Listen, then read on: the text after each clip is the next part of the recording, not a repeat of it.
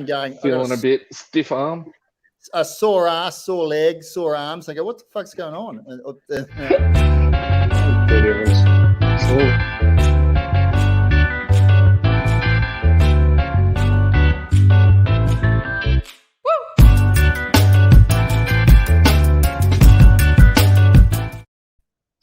And we're live? We are, and I reckon just before I got the intro going, I reckon we're going to hear you saying, sore ass, sore legs. All right. We're off to a cracking start. Oh, it's going to be a good one. Maybe we should go straight to throw Todd under the bus segment and see how we can work with that material. All right, let's rip into it. We've got a lot to cover. All right, guys. So this is Aussie Craft Distillers Shooting the Shit. So wherever you are, we hope you join in for an hour and a half-ish, we'll see, of just shooting the shit. And basically, we shoot the shit with people in the industry. From the craft perspective, it's millers, it's brewers, it's distillers, it's cooperers, anyone that helps us to bring a spirit out. So we're very, very, very special night tonight. We've got royalty in the house, royalty. So we've got Mr. Ben Osborne from Unicorn Spirits, and we got a lot to talk about, Ben. So, mate, first of all, how are you? Feeling fantastic. It's great to be alive. I got out of isolation from a week of being real bad with COVID, and got to hug my dog this morning. Hadn't seen her for a week. It was a magical moment. So, feeling really great now. Right. Well, you just have to drink a bit more and make sure you've purged all the evil spirits out. Cheers to that. All right. So what we do, Ben, is we go around the room and say, what's everyone drinking? So I'll kick it off because I had my booster vax yesterday. And today I've been wandering around the shed with a sore ass, hip, leg, arms, and just feeling shit house and going, what's going on? And then I realized that I actually feel a bit fluey. And then I realized, oh yeah, I know what this is. I'm reacted to the vaccine. So it's all good. So tonight I'm going a bit lighter. And what I'm doing, I'm being creative because that's what you do. So this is a Mudgee Honey Ginger Beer, right? Which is made by Hop Clover. It's Davey Boy, good friend of the shed. Who makes a cracking beer. Makes and what? you're going to put a little bit absolutely cracking beer. Cracking beer, but this is quite a light product. So I think I need to amp it up. Yeah, it's time to pour the fua, which is the distilled cider. So actually, my mate's here. Paul, come here, mate. Show your face quickly. Oh, did I say cider? Oh, Jesus. I just lost him. He's walking out the door. Yeah. So this is you're our quality control for the night, Paul. Yeah.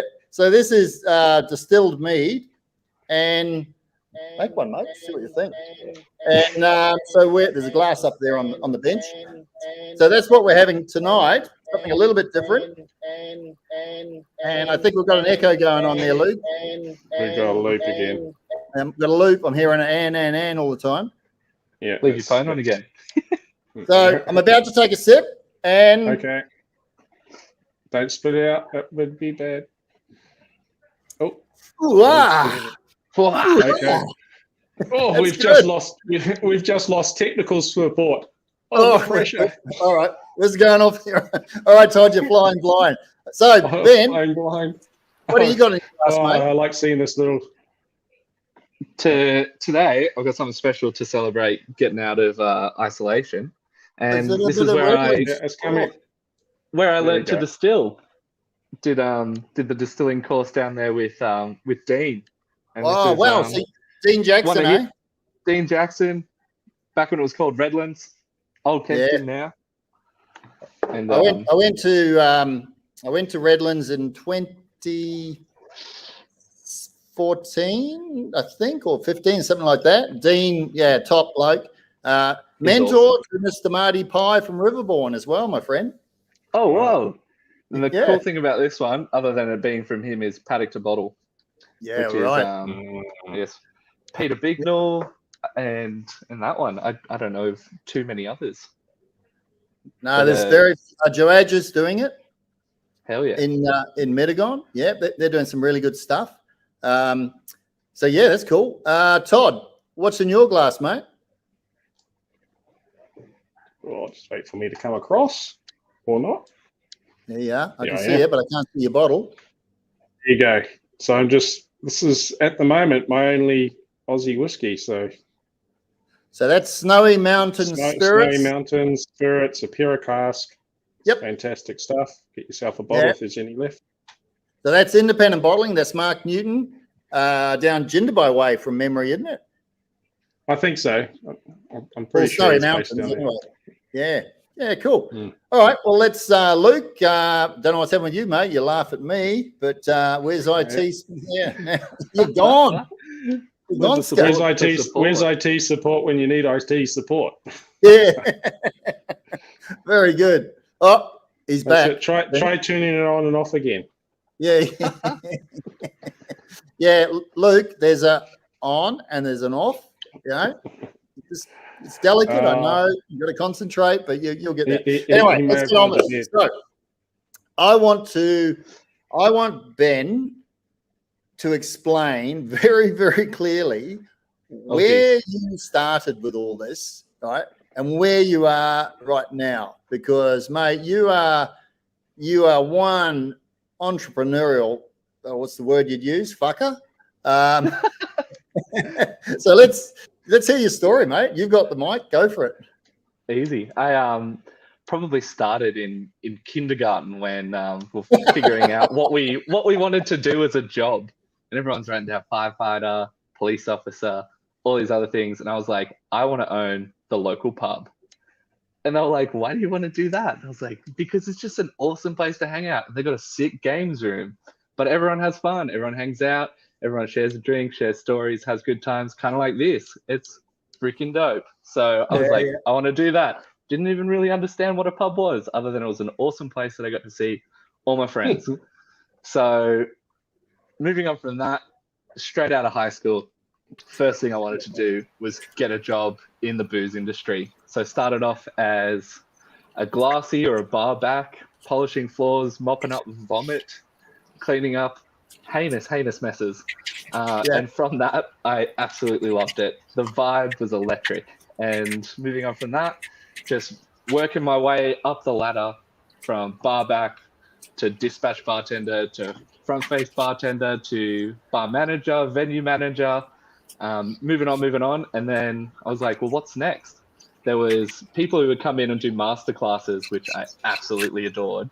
All these brand reps would come in and talk about the passion behind their products, what incredible amounts of time and effort and money and research that they poured into all of it to create this product.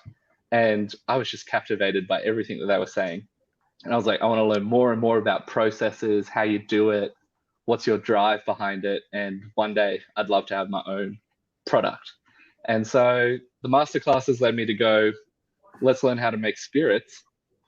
Went to Sydney, and one of the previous episodes with Alex Dallenberg. Yep. She was my old boss when I was working at the Four Seasons. Oh, really?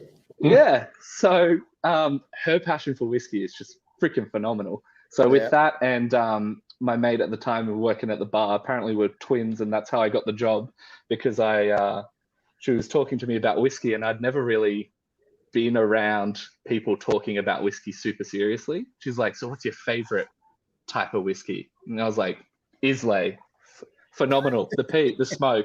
And she's just looked at me and started laughing, and I was just like, man, I must be killing it. Like, yeah.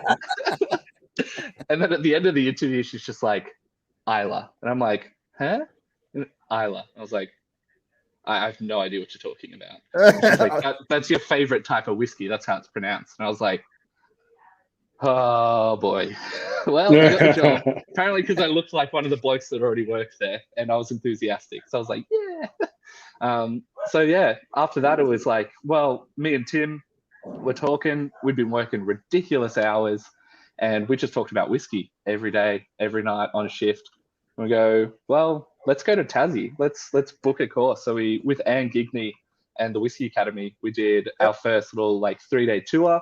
Went to all the breweries, the distilleries, the cooperages, and I was just like, this is just the greatest experience of my life. We need to do more of this.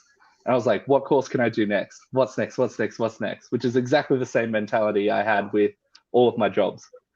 What's next? How can we make this more fun? How can we get more involved, learn more, do more? And then we did at Redlands Estate, our old Kempton, we did that distilling course. I think Ali and Nick did it as well. It's been at the same time, really. Oh, not at the same time, no. I think they did it. I was hearing it on one of the previous episodes. I was like, that's awesome. So many people that I like look up to have done the same course, which has been it's a training ground. Like I said, Marty Pye from Riverbourne. Dean Jackson is his mentor. He did Redlands and pretty cool.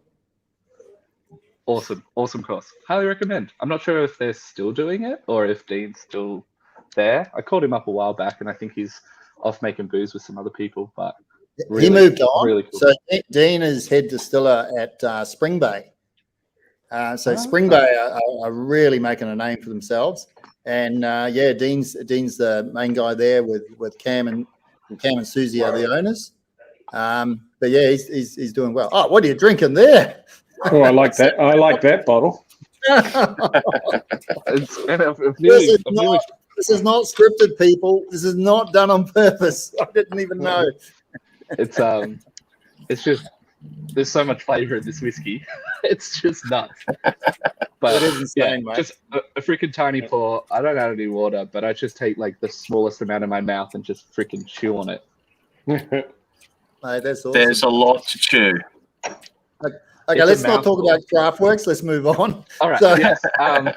So did the distilling course at Redlands. Came back to Canberra, and I was like, where am I going to get a job? Which distillery is going to hire me as their new distiller? Like straight off. I went to every single distillery in the region and was like, I'm here to get a job as a distiller. How can I get involved? And they're like, we're not hiring. I'm like, why not? How do I get a job? Let's create a position. I'll work for free.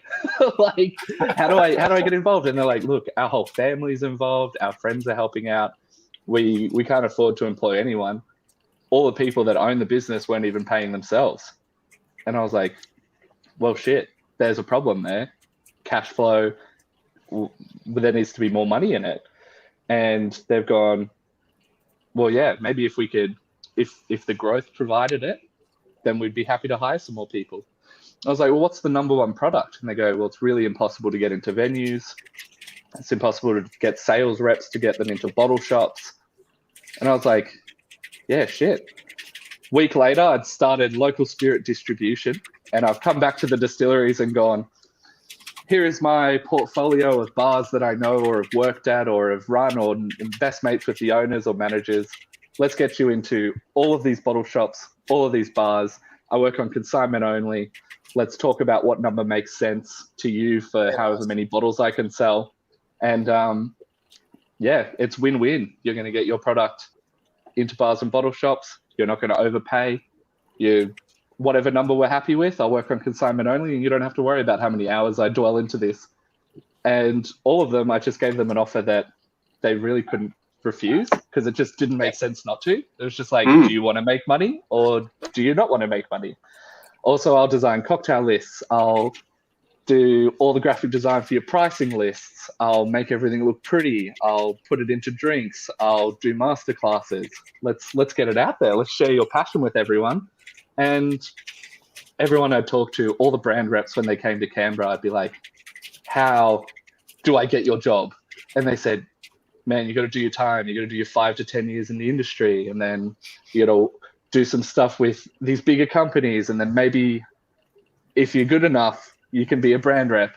And I was just like, boom, I made my own brand rep shit just to get started. And Nice. it was so much fun. I was like, I've made it. I'm living the dream. I was making bugger all money, but again, I would have done it for free. And I just looked at it like, man, some people are paying a shitload of money to go to university. And at the end of it, they've then got to go figure out how to get a job. I've happy to throw away countless hours into making not much money to get all the experience and get that bootleg degree to do everything that I've ever wanted. The thing with you, Ben, the thing with you that you and I have known each other quite a few years now, right?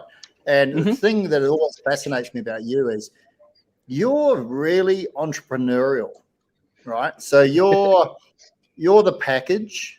You understand the liquor game. You want to make the product. You're technical, but it's your entrepreneurial nature that's pushed you into different areas, and you just created your own empire, and you continue to build it. But carry on. Tell us the story of the empire building and what's going on. So that's kind of where the local spirit journey began, was with the distribution side of things for the distilleries. Doing more and more stuff for them. I was like, cool, I need some time in the distillery. I'm helping you out. I'm getting you into all these venues, selling a heap of your stuff. Give me a day in the distillery for volunteer work. Then got to practice and practice and practice. And then they said, we're still not getting enough tourism. And I was like, a problem to be fixed. Let's do it.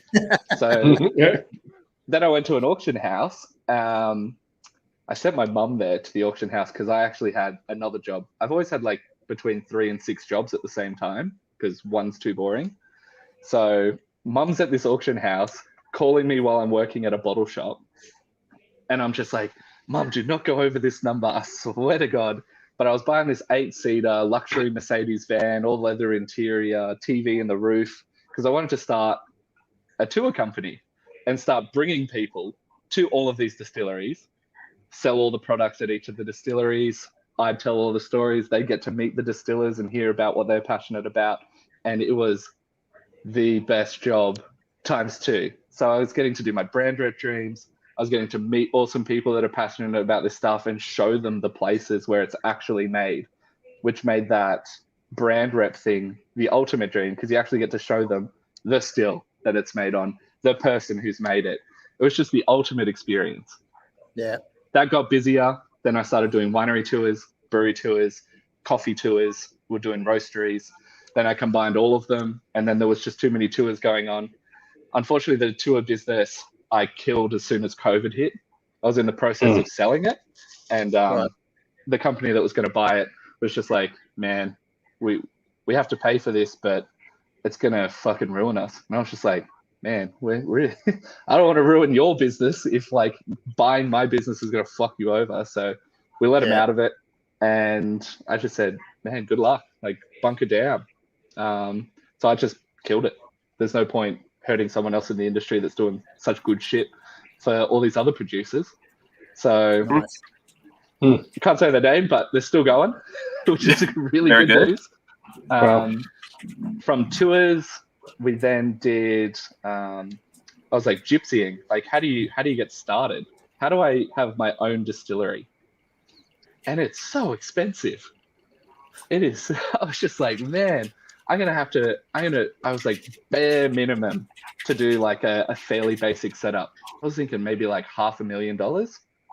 Plus you'd have to have significant running costs, rent on top of that. And I was like, how can I, there's absolutely no chance. Like I was 20.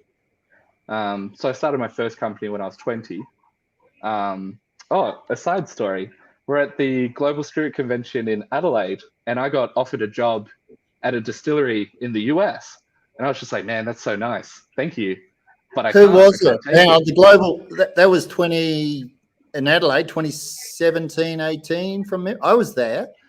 Yeah. Was it Adam Spiegel?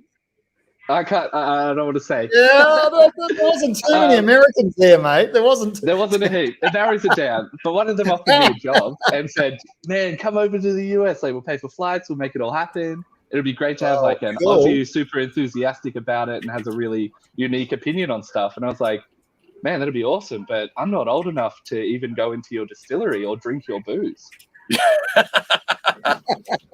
And he's taken a pause and he's looked at me like going, wait, what? Wait, how are you doing all this shit in the booze industry?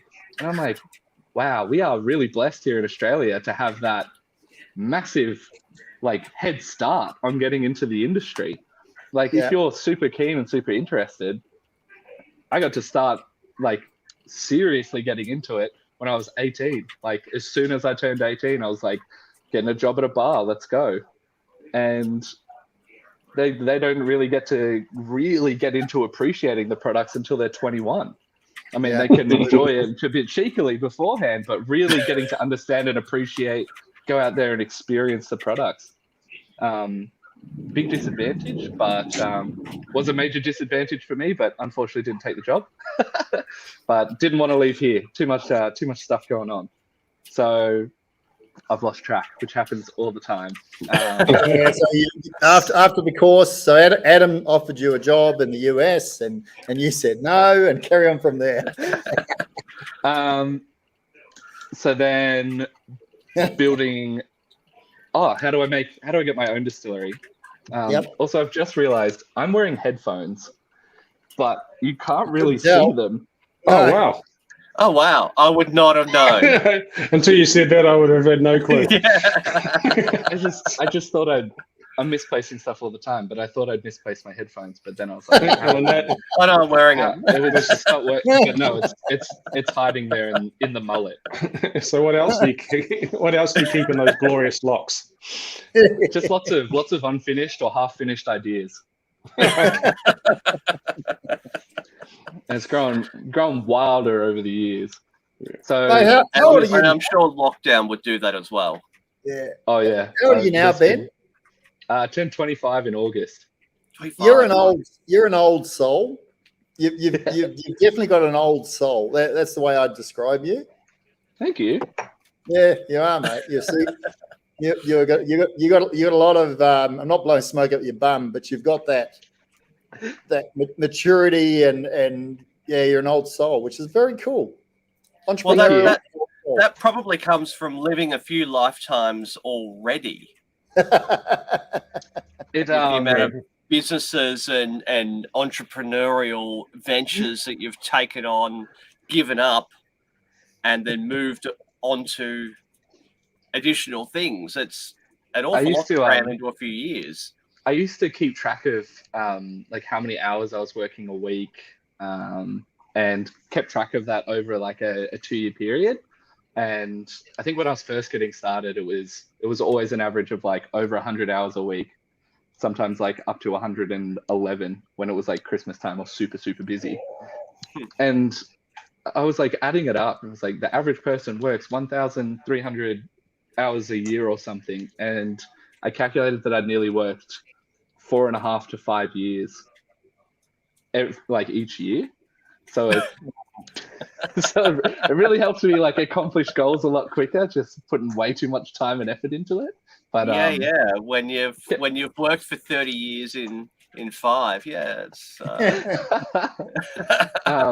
so building the distillery dream, how to do it on a budget when no one's going to give a bloody 20-year-old a loan.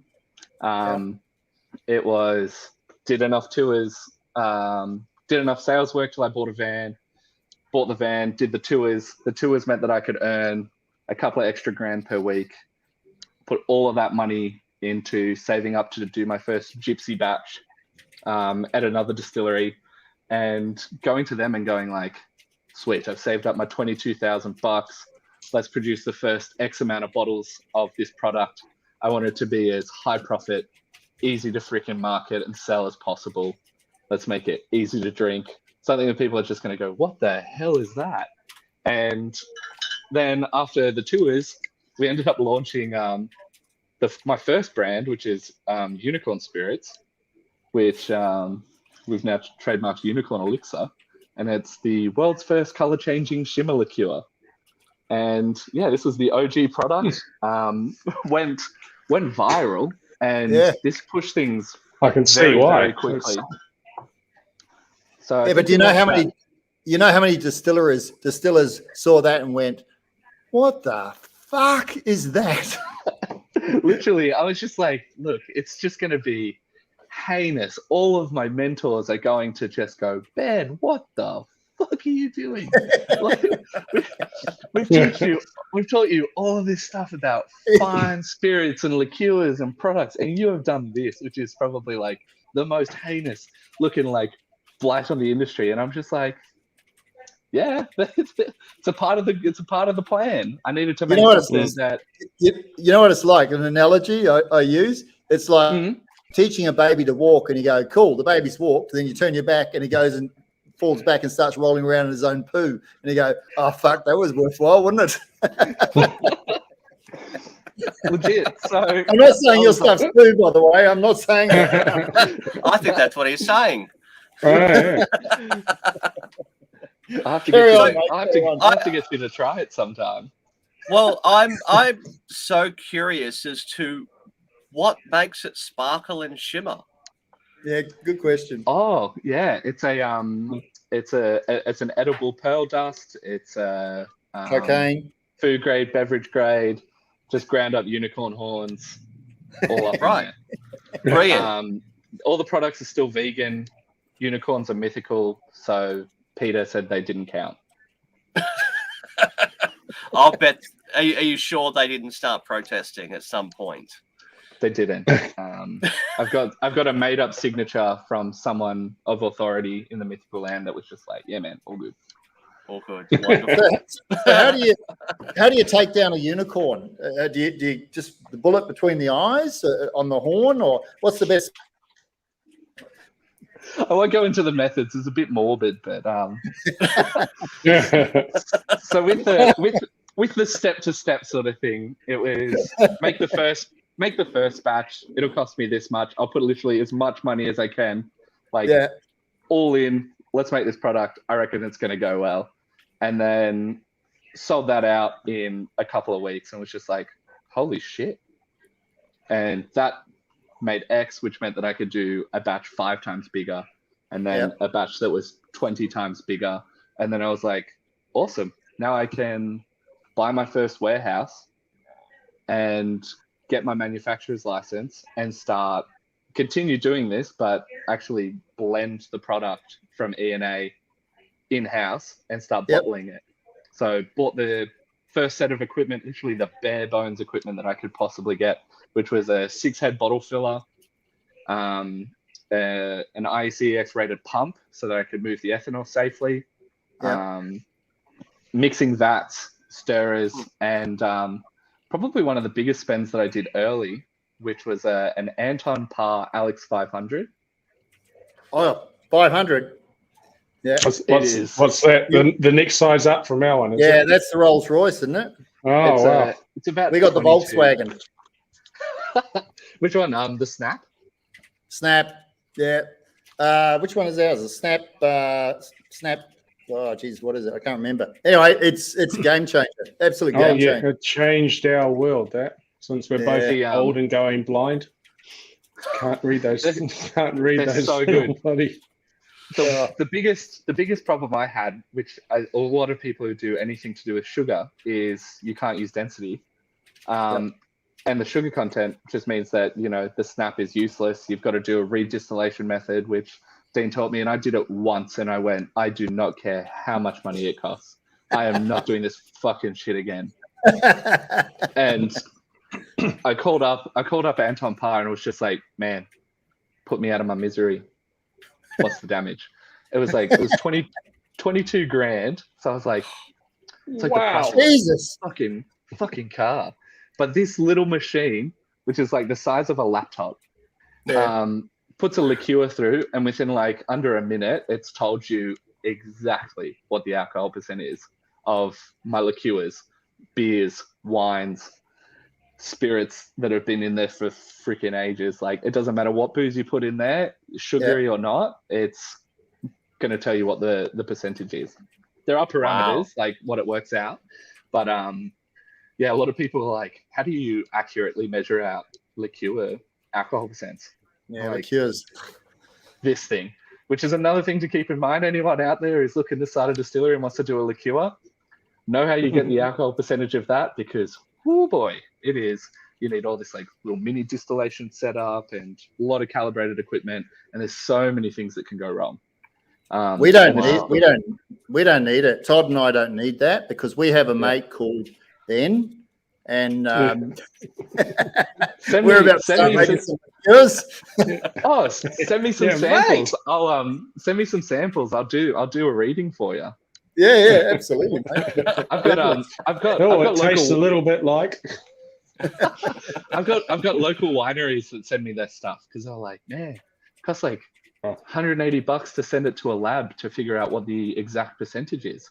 Yeah, I'm like, oh well, I'll do it for 170. No, I was like, just give me some bottles of, give me some wine, let's go. Yeah. So that was the game changer. That's it. For a minute of your time, you get a couple of bottles of wine. Yeah, exactly. It's the Alex 500 is essentially paid for itself just from free samples that people send. That is so cool. I just want to focus for a minute. Stop you. I remember there was this one Facebook post you did, right, where you got absolutely smashed with orders. It was obscene how many orders you had, and you were in a shed. I'm glad there wasn't a big glitch there.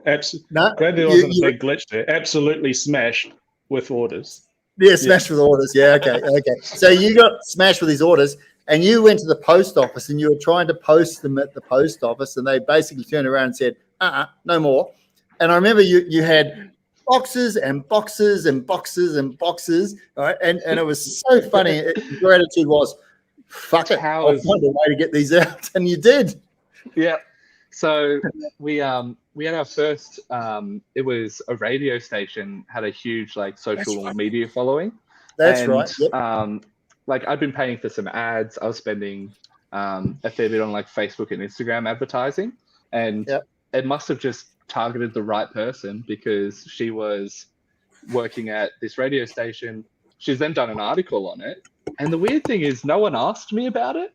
It was actually just someone's tagged me and gone, yo, dude, is this you? I'm like, holy crap, what is that doing there?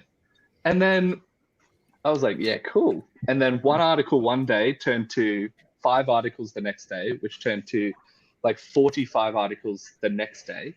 And then it was all over the world.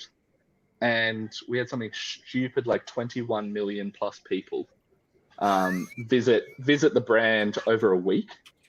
Wow. Yeah, that's definitely golf claps for there. Yeah, that's we're getting like 10 to 22,000 emails a day, just being all these different languages. I'm looking at these emails that make absolutely no sense. And a couple of them that were from English-speaking countries are like, where do we get it? Where's the closest bottle shop to me? I'm here. And I'm like, man, what the hell? Why is it everywhere? And I was at a friend's Christmas party in the city, and we're at their staff party, and someone goes, yo, someone's phone won't stop ringing. It's really annoying. And I'm like, oh, my phone's on charge. So I've walked over, and it's my text tone, which is DJ Khaled saying another one. And I connected that to my online store. So every time I got an order, so like no text messages, no emails, they just made the beep beep or whatever. But every time I got a sale, it was DJ Khaled saying another one. And all of my friends knew, everyone's excited because they're just like, yo, what the hell? Ben got 4 another ones during dinner. That's sick. And I'm walking over to my phone and it's just another. And I'm looking at my phone and it's just absolutely cascading, like glitching. Like every now and then it would pause for half a second and then it would just, and then it would start catching up. And I'm looking at these numbers and they're all attached to sales. And I've just gone, bruh, what the hell am I going to do? I was looking at it and I was within 12 minutes of one particular article going out, all of my stock was sold. But this went on for like 6 days.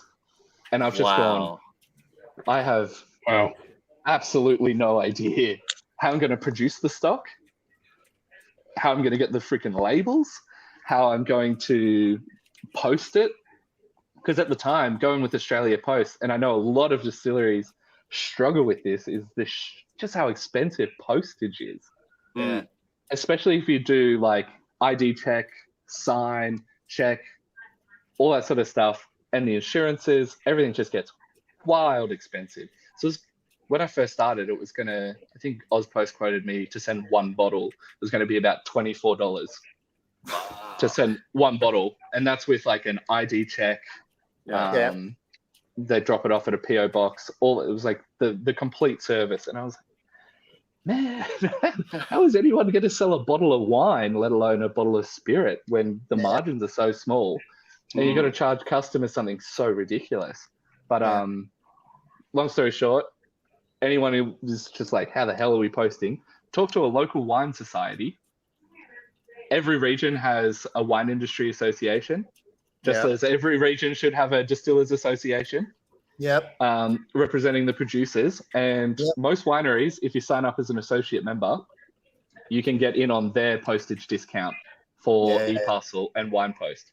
So that's how Just to stop you and just on that point. So I did a post on social media, about 3 months ago about this, and I was having a real bitch and moan about Aussie Post, right?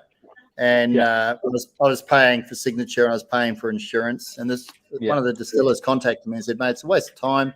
Blah blah blah blah. And he goes, "Talk to the IBA, the Independent Brewers Association, because they had negotiated a flat rate for all their membership." So this distiller, I said, "That's fucking awesome. I'm going to talk to the ADA about it." And he said, "Go for it." He said, "Go for it." Awesome. He said, I can't do it, so I've got no time, but yeah, go for it. So I started talking to Paul McClay, who's the CEO of the Australian Distillers Association, about it. And so I'm on the phone telling him about it. He goes, "Mate, I'm actually meeting with the IBA tomorrow. I'll put it on the agenda and I'll find out what they're doing." So it's a little project within the ADA. And I was talking to a post office broker about this. Again, I was having a bitch and moan. I was at a market and I was having a bitch and moan about the post office. And he said, "Well, I'm actually an agent for the post office." And I go, "Oh, right." And we were talking about shipping and just how many things get damaged, right? It's like, how many stories do you hear from distillers who go, "I posted it, I wrapped it in a bomb-proof box, and somehow the fuckers have thrown it against the wall so many times that there's just the box full of shattered glass." You go, "How does that happen?" And so this broker said to me, a little inside tip, he said, "If you write fragile on a box, it doesn't mean anything, right? You actually can go to the post office and you can ask for wine packaging tape. And if you got wine packaging tape wrapped around your box, it comes off the line and it's manually handled."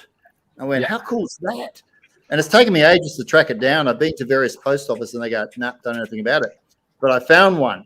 And so I said, "It's free, apparently. Can I have a couple of rolls?" So bit of advice out there for everyone who is bitching and moaning about freight and damage. Get hold of wine packaging tape. It's free from Australian Post Office. You wrap it up, and it means they take your package off the automated shipping lines, and it goes manual handling. So wow, exactly what I do. And you know this, Ben? I buy 5,000 single wine package boxes at a time, and then I also buy the double wine boxes as well. And they're super solid, but they're covered in wine branding. And then I've got the stickers as well. And put the stickers on the cases. Your cases have still got not much chance, but it's a little bit better. At peak COVID, they the machines were just broken, but the wine packaging is phenomenal. Yeah, talk to your brewers, talk to your wineries. The wineries have ridiculously good deals, and it's more in line with the size of our bottles. as well. But I think once we got that sorted, and once I joined in on that, it brought the cost of shipping one bottle from $24 to like $7. You can actually make money on that. Yeah, it was like $7 for, and some people do. Yeah, it was like $7 for a case. So wow. Once I outgrew what the Canberra region wineries were offering, because they were at a certain tier, so I went above that tier in the first year, and then I got like a better discount than all of the local wineries. And I was like, man, does anyone else need me to post some shit? Let's go for the next tier. Let's get on some Amazon level stuff. Nah, it's Well, but the big problem was like, how the hell do you get all the details from like when you get a new release and you get an influx of orders, copying name, address, phone number, email address, putting in the size restrictions. So because we got like tens of thousands of orders in like a couple of days, I'm looking at it like, man, how it takes, I timed it and I was like, cool, it takes me like at peak speed, like 45 seconds to make one order. Wow. And like copy it from the website across. I was like, calculating. It's going to take me 3.5 years to get all these orders into Australia Post. I'm like, cool. There's a flaw in your strategy there, man. How can I do it instantly? Is that the definition of a victim of your own success? Yeah, very much so. Luckily, I was just like, a challenge, let's go. And so we got some. I've got an in-house programmer. His name's Dad, and Dad is he's a super nerd when it comes to the tech stuff. And he's just gone. Give me 3 hours, and he has built a fully custom like website portal thing that I just download the file with all of the details and press upload, and then it, boom, 2 seconds. It has produced 10,000 orders in order. It's done, figured out how many bottles, and certain bottles require a certain configuration of containers stick together. And at a certain point, it becomes a case, which is cheaper. And so all of that was programmed into it. And now I have this program that just means that I can do an infinite amount of orders in 1 second, and it's all completely automated. It checks everything for you. It auto checks all the addresses. It puts in the correct weights. It puts in the correct everything. And and it's all just, sorry, the nerdy side of things gets me because that's my bread and butter. Yeah, there's a nerd in the house. I'm just looking under your skirt. Is that all done on Wix? No. Oh, it is. So all my website is Wix. And yeah, right. I absolutely adore Wix. But when you go into Wix and you drop down all your orders, you go select all unfulfilled, and then you download the CSV file. And the CSV file is just like an Excel spreadsheet. So your dad's done some wizardry to pull all that out. Yeah. Good on him. So it goes into this this program. You just email it to the program, email back, and it's a finished sheet that when you upload this file to Australia Post e-parcel portal, it automatically turns all of it into the printed stickers. Wow. And then we built a troubleshooting program, and that just goes through, and you can check everything to make sure that it's spot on. And gotta love automation. Yeah. Oh my God. Well, 3.5 years of work, or 3 hours, and then a minute, and then it's a label printer.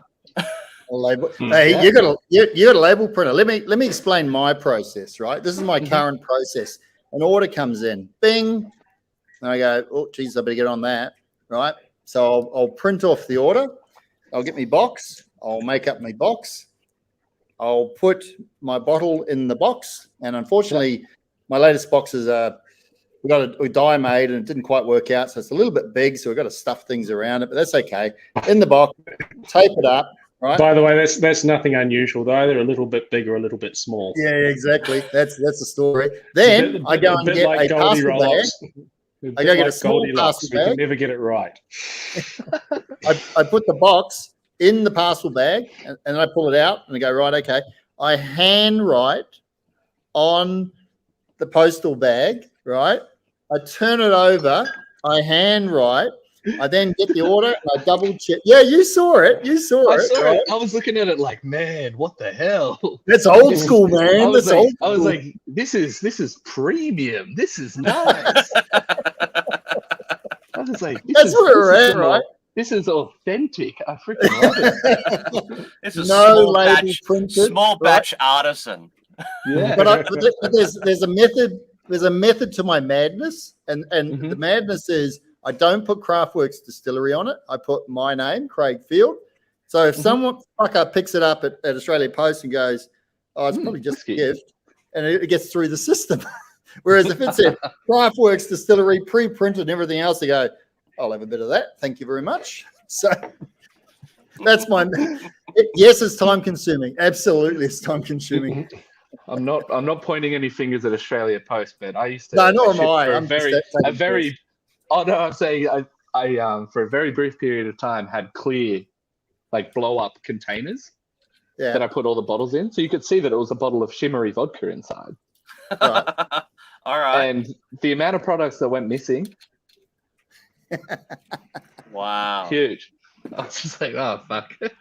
Someone's seen this. We need to pause just for a minute because we're at 46 minutes and we've only asked Ben one question. Tell us your story, right? So we're still got a long way to go on the story, but we're going to pause. We're going to have a pause because we have a segment which we call and Luke. And now it's time for Throw the Todd Under the Bus. I so love that. So good. And now let's throw Todd under the bus. Go, Todd. Hang on, I'll just get our special guest across if it works. A special guest. What's going on? Luke, you'll have to change the screen because I can't get the screens to work at the moment. Hang on. There you go. All right, here we go. Yeah, there you go. So we're at Mudgee Markets a couple of months ago, and we met this very energetic young man who listens to our podcasts religiously, apparently, in his shed while he's dabbling in the dark sciences of various things. So he is absolutely passionate about the distilling industry. And if you were able to give one person a bit of word of advice on how to get started, what would you do? What would it be? Oh, for getting started, first thing of advice. Firstly, if you're not passionate about it, just don't bother, because the number of hours that you have to put into it, the amount of effort, if you're doing it just as like a business thing or to make money, because you're like, wow, these brands are getting bought out for so much money, or they're making heaps of cash, or it looks so good. It looks a lot better than it is. And if you're not passionate about it, the thing that will drive you when you've got nothing and no hope is just pure grit. So your first step is already fucking big tick.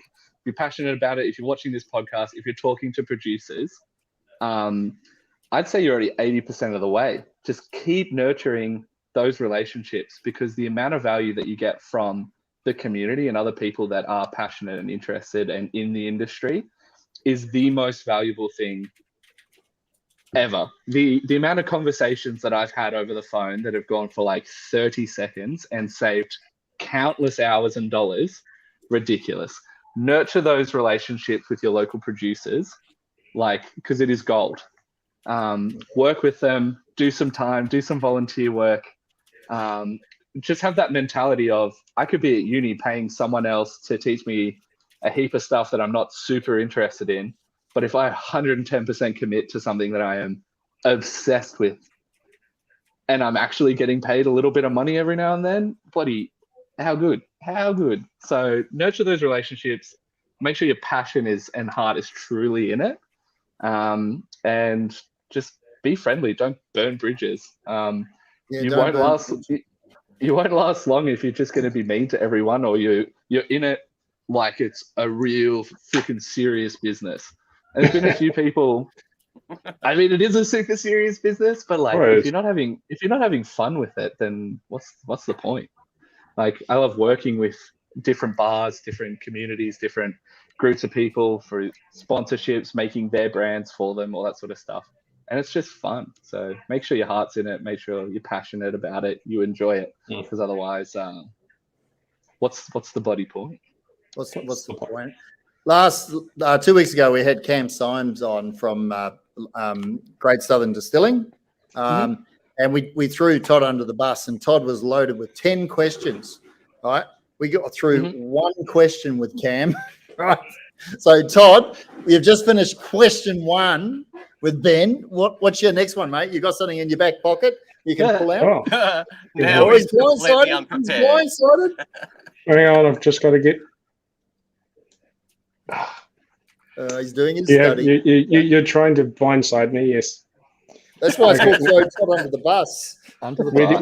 do you buy your shirts? Oh, my shirts. I'm a really big fan of, like, anytime there's something to be done, I like to do it myself. So for instance, this I designed and printed myself. These shirts, I have no idea what the website's called, but Facebook and Instagram and all of online knows that I am a fiend for a funky fresh shirt. So I get targeted with every ad under the sun. I think this is from Hong Kong. It cost me $11.38. Bargain. And it took 3 months to arrive. It was, and because it takes so long, it's a gamble. There's a bit of a thrill to it. It's like, am I going to get it? You forget that you've ordered it. But then when it does rock up, you're just like, why is there a pallet rocking up at my house? Has someone not delivered to the distillery again? And I go, oh, I ordered 180 t-shirts from bloody Taiwan. Or I was just like, oh shit. They rock up and I'm unpacking it. And I was like, what the hell is this shirt? That's horrible. But it's also a massive gamble because the sizing, some of them like I can't really button this one up. My beer belly ain't gonna fit. But this is a 5XL. It's an Asian 5XL. But the sizes are completely all over the place. Yeah, so like I'll just go in and go, I'm ordering nothing smaller than a 2XL. But if they got up to 8XL, I'm ordering that. And I've had an 8XL that was just like, I flexed and like I ain't a strong boy, but like I was ripping. I was feeling like Arnie. I was like, man, I'm swole. Right. So the Australian Whiskey Awards is coming up, the gala dinner, which is a huge event on the calendar for whiskey, right? If you've got a spare $280 and you're not doing anything on the 20th of Feb, I want you on the Craftworks crew tables, mate, and wear what you're wearing now. I'll send you a photo. I was at the awards, I don't know however many years ago, and I was wearing white pants, a white suit jacket that had blue flowers all through it. And then I had a dark shirt with dark blue flowers on it and like a floral bow tie and like a freaking top knot or something. And I was sitting next to Peter Bignell. And so I've got a photo like me hugging him like he's my dad or something. And I'm just like,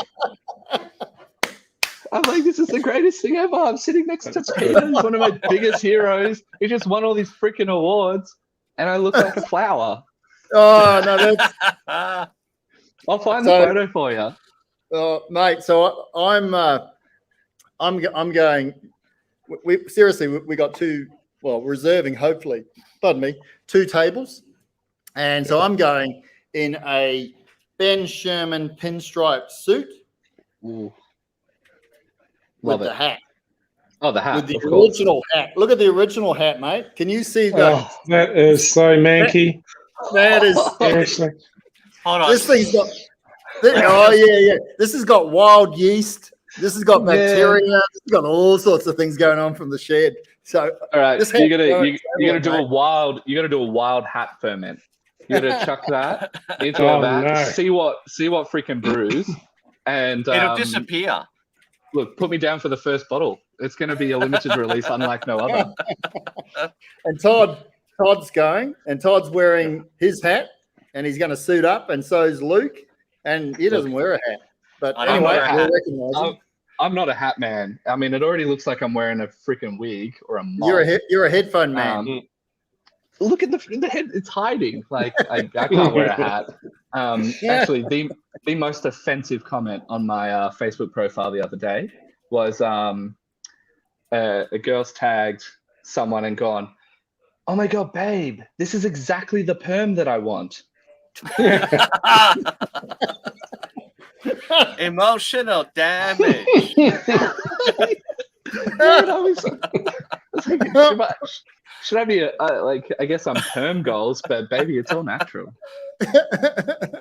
Jesus. All right, let's get back to Ben's story. At 55 minutes, continue. So you've had that defining moment, right, where it's just gone ballistic. You've found a way to ship things in volume. Where do you go from there? What's the next thing in your story?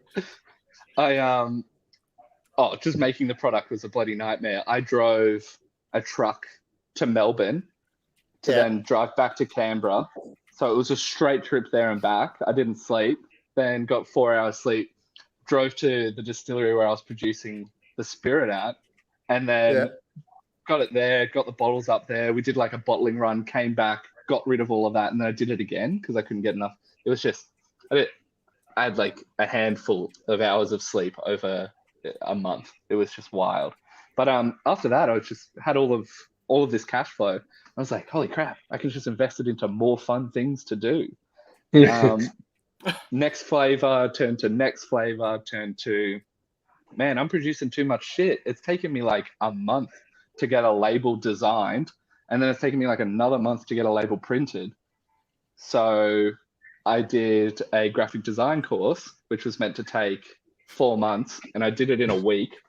In his spare time. Yeah, I was super into it. So for like, I don't know, it was probably 20 hours a day for a full week. I just smashed through this graphic design course. And now I design everything myself in-house. And then I was like, cool, now I need to print it so I can do that quicker. So then I bought a commercial label printer on a rewinder. It was an Affinia L502. So Prisma or well, no, not Prisma. Okay, so roughly ballpark, how much you paid for it? The Affinia was maybe $8 or $9 grand. Yeah, right. That's serious. Hang on, I'm just going to the fridge because I need to get a refreshment. Talk amongst yourselves. Carry on. So we get to look at your backside for the whole trip. Fantastic. It's not. It really isn't the world's. That's it. Shake that tail feather or something. So I'm not sure if you can see it because my brightness is ridiculous. Oh, there you go. Yep. I got that one. Oh, I can't figure out how to point to it. The one with the rewinder on it. Oh, yeah. Oh, yeah. And top that allowed right. me. I think it allowed me to print about 1,200 labels a day. And it meant what that about a quarter of your production requirement? That's still 1,000 more than we need. That's awesome, mate. It meant that I could do limited releases, which was I've got one of them here with me, and this was my most successful one. As far as limited releases go, it's been selling for 2 years straight now, so very, very limited. Very limited, But it's called Fuckboy Tears. It's called what? Fuckboy Tears, and it's got this lovely model. It is not based on me at all, despite what people say. Yeah. Now that's the new look, is it? Yeah, so it had a different look, and then I redesign them every now and then when I board at breakfast. But this one, from having the idea of the brand or of that particular release, it took me less than 30 minutes to design the label, print it, make the product, put it up on the website, and have sold the first 10 bottles. So from idea conception to sold, took less than 30 minutes. So now I've used that to jump on viral trends with like a lot of things, because it takes me no time at all to design something, print it, slap it on a label. And there it is. Yeah, that's the old one. So I'm terrible at spelling, and the glorious thing is, for nearly a year when I sold that, the website spelt fucking wrong. How did you get that through ABAC, I should say? They're a dirty word in this household. I really hope they're not. I hope they're not watching. You know the gin that's come out that it's a New Zealand gin, and it's like 2021. I can't remember what it is, but it's along the lines of, "Oh, fuck off." 2022 is like, "Oh, get fucked. We're not doing this again." It's what's fucking next 2022. It's classic, right? And I thought about it. I thought, how do they get that through APAC? I'd love to know how they got that through, because there's no mucking around. They're spelling the full FUCK on the bottle, and it's looking at your website here, we've got Fuck 2021, which is the floral as fuck. I'm guessing floral as fuck elderflower butterfly pea gin. That's the one. Yeah. Then we've got obviously the fuck boy. We're obviously going for record squares today, are we? Yeah, I think so. I think this one's blowing out of the water. That's it, Alex. Alex has a challenge. But Alex is going to be a guest presenter on Shooting the Shit Down the Track. So I think she's going to claim it back pretty quickly in the first, I don't know, 2 probably. So my favorite one-liner, which is what makes a ridiculous amount at markets, is the fuckboy tears is a passion fruit and mango vodka liqueur, because when the passion is gone, it's time to let that mango. And it changes color just like he changes his mind about you. And it's as blue as you wish you left his balls. Oh yeah. All right, I'm going to put a suggestion out on social media. Right, I'm putting it out there now. We've gone to X-rated now, haven't we? This one. The G-rated family show that we're trying for. Before I explain what I was going to explain, I'll just go back to 2 weeks ago. Cam was on, right? Mm-hmm. And Cam swore once, and he goes, "Oh, you can edit that out." And we go, "No, that's not what we do. I don't edit. We don't do that." So he just let rip, and it was a fantastic night. And Cam was the most animated I've seen Cam since I've known him. He had a ball, right? But anyway, I think I'm going to put it out there on social media, right? So Australian distillers, okay, you might not agree with me. You might not. Doesn't matter. It's just putting it out there.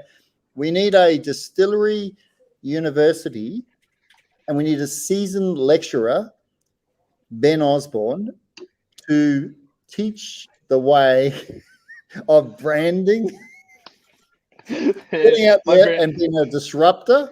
Because you are an absolute disruptor, mate. It gets me in so much trouble. I got another limited edition one, which I got over a dozen death threats. And like, I've gotten death threats for things that I've done before, which particularly offend niche groups. Well, I mean, if you're going to offend a group, you may as well offend a niche. Well, maybe they're not so niche, because somehow Trump got voted in. But political opinions. I did a product called Salty Sore Loser Salted Caramel Vodka Liqueur, and there was an animated picture of Trump, which I renamed as Grump, and Grump is crying over a block of salted caramel. Which gave it the saltiness.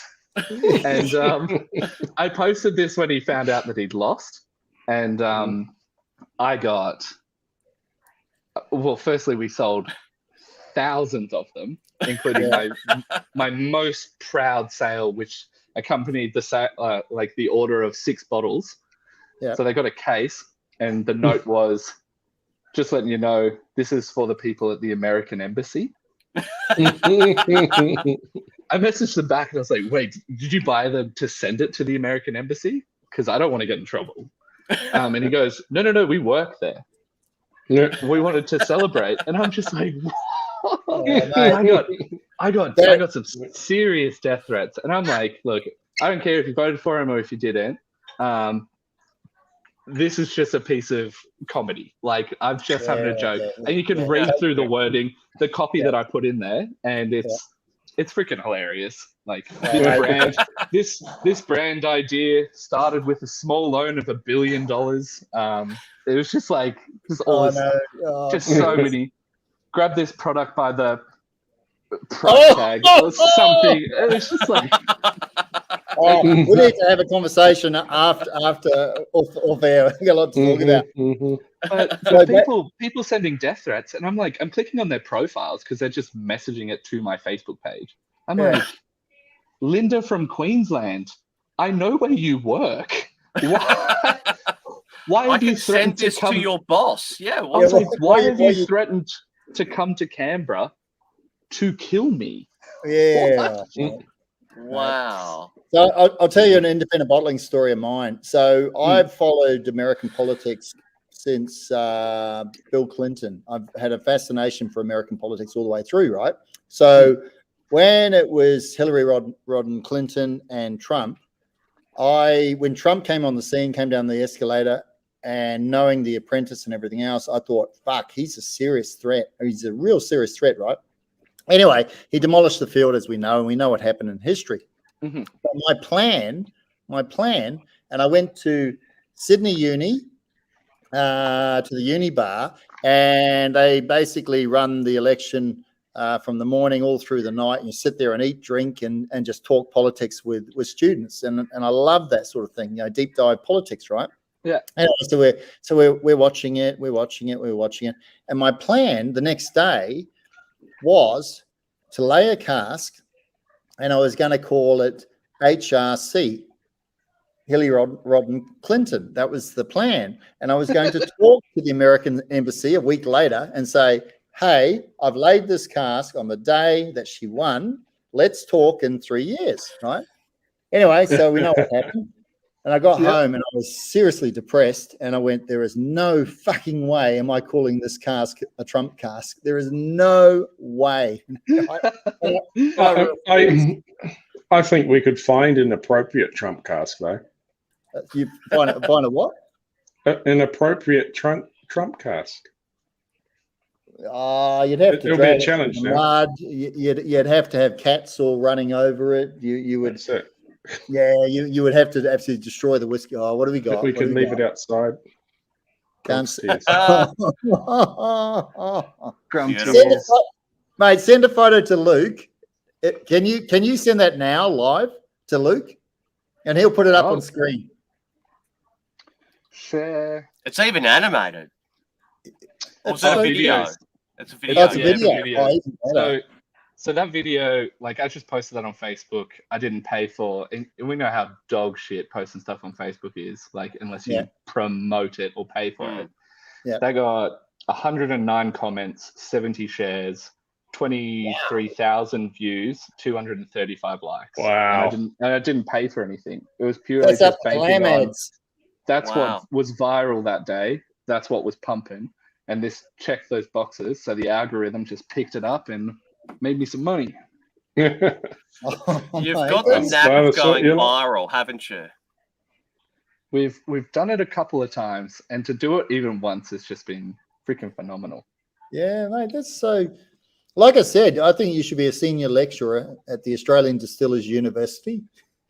And the requirement is you got to wear the most colourful shirt you can to go to university. Luckily, I only own colourful shirts. All right, I've emailed it to you, I think. Try and pull it up, Luke, if you can. That'll be fun. All right, so we're into 1 minute 9, and we're still not at the where we are. 9. Awesome. We've got a whole hour to go. Yeah, So, keep going. So now I was printing, designing everything in there. As far as speed goes, it was just, I don't think any other brand's been able to, I guess, conceive an idea and sell their first bottle in under 30 minutes. That's insane. So I was like, cool, Awesome. I can bank on this and keep pushing new stuff. And then I wanted to get more experimental. And I love a challenge. Unless something's challenging, it doesn't really quite, get me going. So I decided to get into the world of coffee. And this was a coffee liqueur that I made. And just designing the bottle took bloody 8 months. Is that a bottle or a tin? So it's a stainless steel bottle. And we had to work at getting it remanufactured from an olive oil can manufacturer and repurposing the inside lining so that it would be suitable for spirits and that it wouldn't taint flavor. And we had trials and blah, blah, blah. 8 months later, we're like, cool, we have a very freaking expensive bottle but I was just so obsessed with doing it. And then it ended up costing like $8.20 to make a freaking tin. And I was just like, man, this is such an expensive bottle. But I was like, cool. I haven't really thought about what product to put in it. But then I went down the rabbit hole of how do we cold brew coffee? How do we infuse coffee with booze? Because I am an absolute coffee fiend. So going down that, I started my own coffee company. I started learning to roast coffee, started working with other coffee roasters, started like gypsy roasting, then bought equipment, then started roasting my own coffee. And then I was like, cool, I've nailed the coffee side of things. Now let's brew. Brewing. Holy crap. Turning coffee that's been brewing, which is essentially muddy water, into like a clear product that you can put in a bottle that isn't going to continue to change too much flavor because there's so much sediment. Nightmare. I started calling around other people in the industry. Then I was talking to people in Italy. I was talking to people in Germany. I was talking to people in America who were doing cold brew stuff. And no one's cracked the shelf-stable cold brew without alcohol. And because they couldn't produce enough in an efficient enough way to actually put out the liquid. And 4 months of me being obsessed with figuring it out, we cracked it. And I was like, cool, I could be the first company to be selling shelf-stable cold brew in Australia. Take a patent out. And I was just like, that'd be awesome. But then I got distracted with something else. So that's something I need to work on again. But then the main thing was like, oh man, I can't be bothered with this like non-alcohol related legislation for how much sugar is in there or what are the ingredients and all this sort of stuff. And I was just like, man, there's no ingredients. It's just freaking sugar. But the liabilities of it, and I was just like, nah, not interested anymore. But at least I can use my brewing system for booze. So now I sell cold brew concentrate to like bloody ice creameries, gelato places, other people who are making coffee spirits, for all my own liqueurs, for kegged cocktails. We've started selling like 20-liter kegs of espresso martini, bottled espresso martinis, and it's just been a coffee obsession. So the coffee thing was really cool. Wow. I enjoyed that. Stop for a sec. So I just want to throw something in. I want to see how you respond to this. Okay. So I'm an executive from Diageo or Pernod Ricard, and I come to you and I go, you got something there. You got the bones or something. We're interested. Here's 50 million. Go. Oh, which idea, which company, which business are they interested in? So you break it down. It's not the whole shebang. It's not the whole. No. The whole. I have like numerous trusts. I have half a dozen companies. I've got different structures of businesses under each of those companies. Certain companies own assets, others own intellectual property. We can do a deep. Ben? Huh? Where'd you learn that?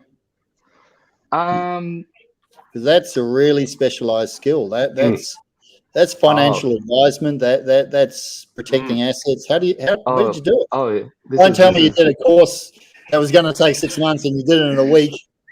No, not quite. I always have like YouTube videos of like people who are super interested in shit playing in the background while I'm doing other stuff that doesn't need me to be really concentrating. Like when I was doing bottling, I'd always be learning and listening and doing stuff.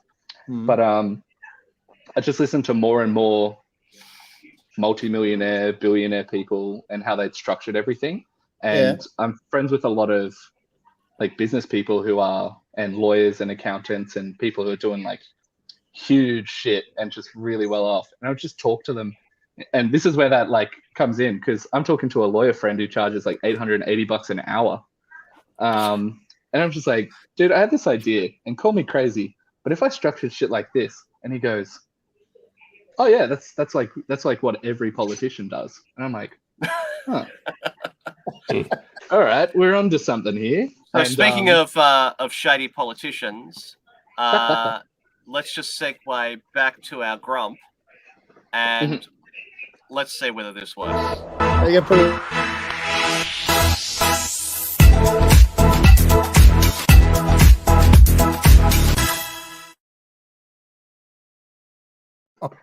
I use that royalty free shit just because it's like,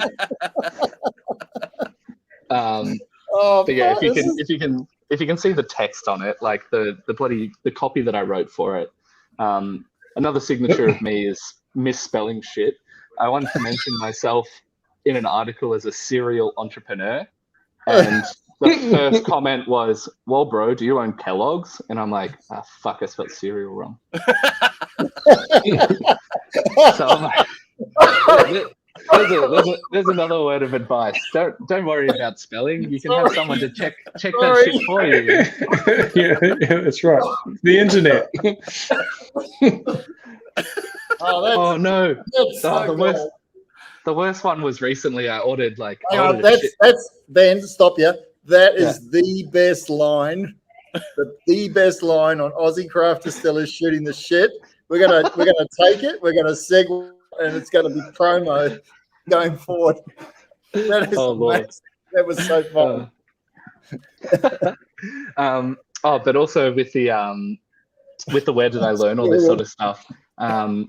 Dad's a CEO who's owned an IT company for ages, and Mum's the chief financial officer, and they started their IT stuff. I think it's been like 30 years they've been running the company from. So to be able to have a conversation at dinner every day with these powerhouses of knowledge, and all of their connections from 30 to 40 years in the IT industry that they've had.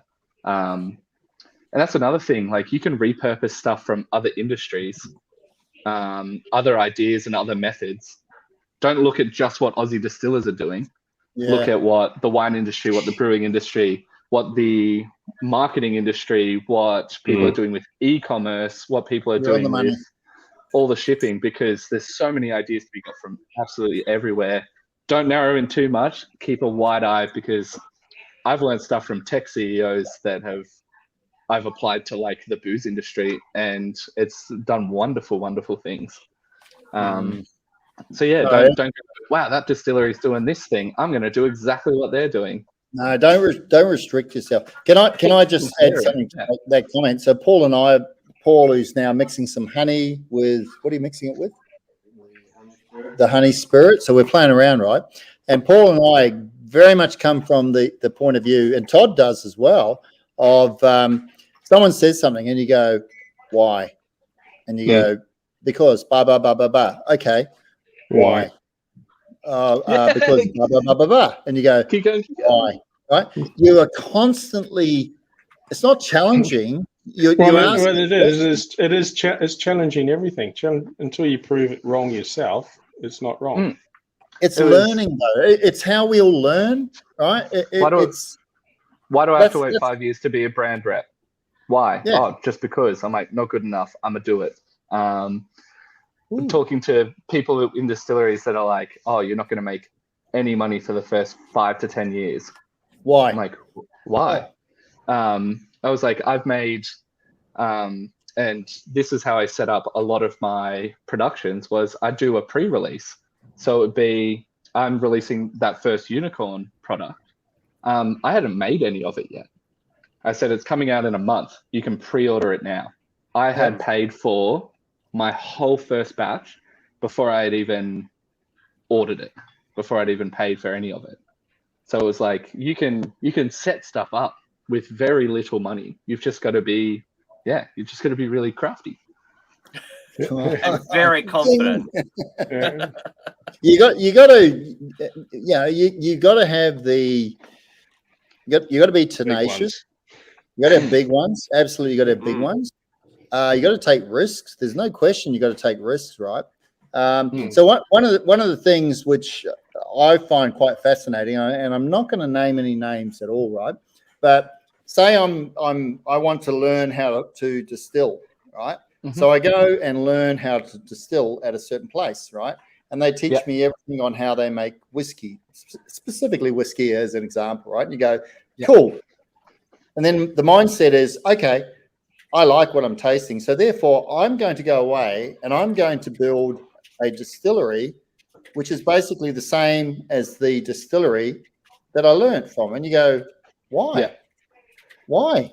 You need to find your own way. And I hear it time and time again from my mentors, from people in the industry. You have to find your own way. Right? Yeah, be yourself. Just go and train and go, well, I want the same still. I'm going to use the same mash bill. I'm going to use the same temperatures. I'm going to use the same barrels. Why? Learn, experiment, test it. It's so important. Anyway, I'm raving now. And I haven't had a lot of alcohol tonight. Just like to point that out. So I blame the vaccine. It's really fucking me up. So anyway, carry on. We've actually had a very long question just come in. Oh, Linton. Linton's on in 2 weeks from Windmill. Yes. 2 weeks. No, what's he saying? And do they NFTs and blockchain? That's Jesus. Okay, I'm going to go make a cup of coffee and I might go to bed because I got no idea what you guys are about to talk about. Carry on. I'm releasing something in this space soon as a fucking joke. You are not doing an NFT, please. If it sells for $100,000, I'm leaving the room. I can't say it yet, but I'm doing something in this space, and it's not actually. It's just a meme product on NFTs. I honestly have not done enough research into it. I see that it's huge. I see that it's producing a lot of money. But yeah, I don't have enough information or knowledge in this area to comment. But I do love taking the piss out of something that's culturally iconic. And I think the equipment arrives in the next week or two. And then I'm going to release equipment as well. Okay, right. I bought a canning line from California, and I've bought a keg filler, and I've upgraded my label printer. So now I've got one that does, I think it's 80,000 labels a day. What are you doing with your old one? Yeah, I was about to ask that. It'll stay here as a backup because I was going to buy a second one. Anyway, just to have here because I always like to have backup equipment. Just putting it out there, I know a good home for it. Yeah. Well, let me know if you ever need anything printed. My new label printer will be fully 80,000 labels. What could we do with 80,000 labels? That's about what, 5 years production ish. Even if you need a small amount, just in an envelope, holla, because I'll print it for like 20 cents or some shit. Oh, mate, we're going to come down and see you. It's been too long. Yeah, you and I haven't caught up face to face in eons, and I just you're doing some really good shit. We're at 1 minute 23, and we're still not at the end of the Ben story. So keep pushing, mate. Keep pushing. I'm gonna jump ahead a little bit, and then I'll come back to where we're at in the story. Because I was mentioning some of the equipment that I've got on the way. Yeah. I've also bought because I got the can filler. I've got a can labeling line that'll do I think like 5,000 cans an hour. So I'll be able to put stuff through. Label cans if anyone wants to do like gin and tonics, vodka lime sodas, all that cool shit. We'll be able to print all the labels and produce them in-house. So like I just want to keep creating people's brands and like making cool shit with them. So like if you wanted to do, or if Karu wanted to do like a gin and tonic can, come through. I'll design the label for you, because freaking hell, designing a label is going to cost you like 12 grand. We can do that in house. We can then print it, and then we can then put it in the freaking can and label that goddamn can. Like one-stop shop, baby. I'll tell you something. You are like Amazon. You're heading towards Bezos territory, but with a lot more hair. Looking for eternal life. You're going to be on the 2023 lamb ads. That's my prediction. But oh hell yeah. Anyway, what I was going to say is, so when Craftworks started, it started with a mash bill pretty well based on a stout beer, and then over the years it sort of developed, and it's now pretty much like a porter. And my dream is to turn it back into a beer. So I got a local brewer mate, Davey Boy, who's going to brew it as a beer, and it'll be the Craftworks beer. So fuck, we're going to talk, mate. We're going to talk. We do. I do cool shit. Like I think I'm at 38 different brands. But one of them that I produce for a winery, we're getting this like super vintage musket that they've got, and we're gonna put it into like a pack, and then we're gonna put a gin into that, and then we're gonna have like a trio pack of like dry gin, the musket barrel aged gin, and then the musket, and like a little these fun little collabs, and they're going to be so freaking delicious and so fun to work with the people. Like I just signed up to a filmmaking school, which is what I'm working on at the moment, because I want to make I want to tell these stories but make them look real pretty. Hollywood boys. Wow. And so yeah, I was just like, yeah, we're gonna do all of this cool shit, and I'm gonna make an ad for it. And they're like, well, how much is the ad gonna cost? They're expensive. And I was like, free. I just really want to just give me creative freedom, and I'm freaking happy. And they're like, yeah, do whatever you want. I'm like, perfect. Ben, I'm going to stop you there. I'm going to throw something out, and I don't know if she's listening, but so I did the Tassie Whiskey Academy with Anne. It was the first one, right? Oh, I've done the one with Anne as well. Yeah, you've done it with Anne as well, right? Yeah. So it's sort of evolved now into the Distillers Institute, right? And at the ADA conference, Anne was thinking of doing a session, a training session at the Distillers Institute. So I said to Anne, why don't you get some of the earlier guys back to give their own experiences of, where they went from the course to where they actually have their own distillery, and give them a real life scenario of what it is like to own your own distillery, small, the good, the bad, the ugly. And Ant said, I love that. And so she said to me, do you want to be part of it? And I said, yeah, absolutely, I'll be part of it, because I'm down there for the ADA conference and the whiskey show and other things. Mate, you should do it with me. Yeah, holla. I'm super keen. Always good. You're going to go to the ADA conference? I think I'm in the Sydney Easter show then. That's the one in Melbourne, yeah? It's in Melbourne in April. I'm going to be at one of my busiest events of the year. Oh, bugger. Because seriously, you and your experience. Your experience. I'm not sure if the timing lines up, but I think I might be able to fly directly from Melbourne back up to Sydney. Yeah.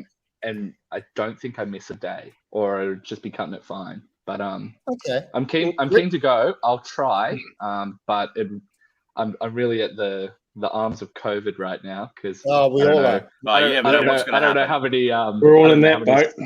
I don't know how many staff are going to drop out the week before, or the day before, or the day of, or during. So it's just logistically a freaking nightmare. Well, dead set serious. I'm doing this online. I really think it'd be so cool if you and me could double team and do a session with the Distillery Institute and give real world experience of two distillers, two industry people, and the good, the bad, and the ugly. Hell yeah! Because we talked about it right at the start. This is not an easy game. God, so it's not a game. No, I it just treat it a little depends bit how like you a play game, it. but yeah, no, I'd love to. I'd be super keen. All right. It We'll just talk to depends Anne. how Anyway, it all separate. pans out. We're at 129, so we normally cut off and say thanks, go away, but we're going to push on because we still haven't heard the end of Ben's story. So keep going, mate. All right, I'll stop talking about the equipment that I've got on the way. Yeah. There are some more cool things as well, but Mum might be watching and she'll be really mad. Every day something new rocks up, or I'm telling them about something I've ordered, and it's just like, Jesus Christ, stop spending money. I'm like, but it's just so many cool toys that I get to use. What do you got? I bought a fully automated bottling line. Ooh, sparkly. So, yeah, Nice. Sparkly. So I own so I've got a wine company, a brewing company, a distilling company, and a coffee company. And It's a lot of bottling to do. Yeah, so I got this system because because of all these brands that I manufacture for other people, and wineries as well. So I make other people's wine brands. Right. Some of the wine bottling stuff, holy crap!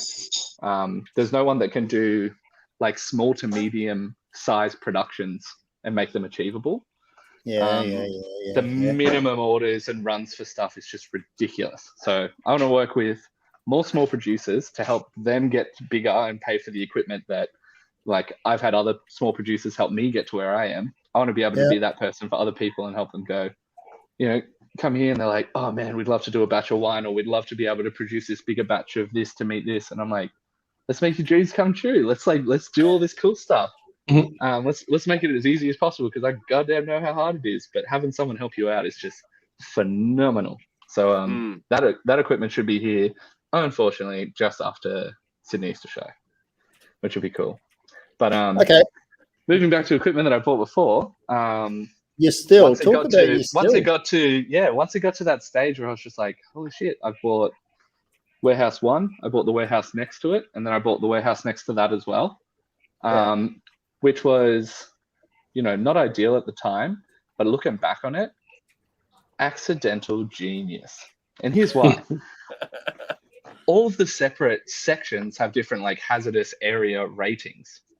So having one warehouse that's dedicated just to bottling, and then having an office upstairs of that warehouse, which is completely separate and has 0 hazardous rating, to then the still house, which has a hazardous rating for a certain period of it, to having the bulk spirit store, which will eventually have barrels and the IBCs of spirit and all the vats and stuff, to having the highest hazardous area rating.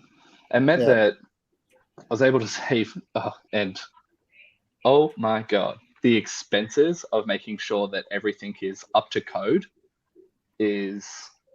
it's just absolutely insane.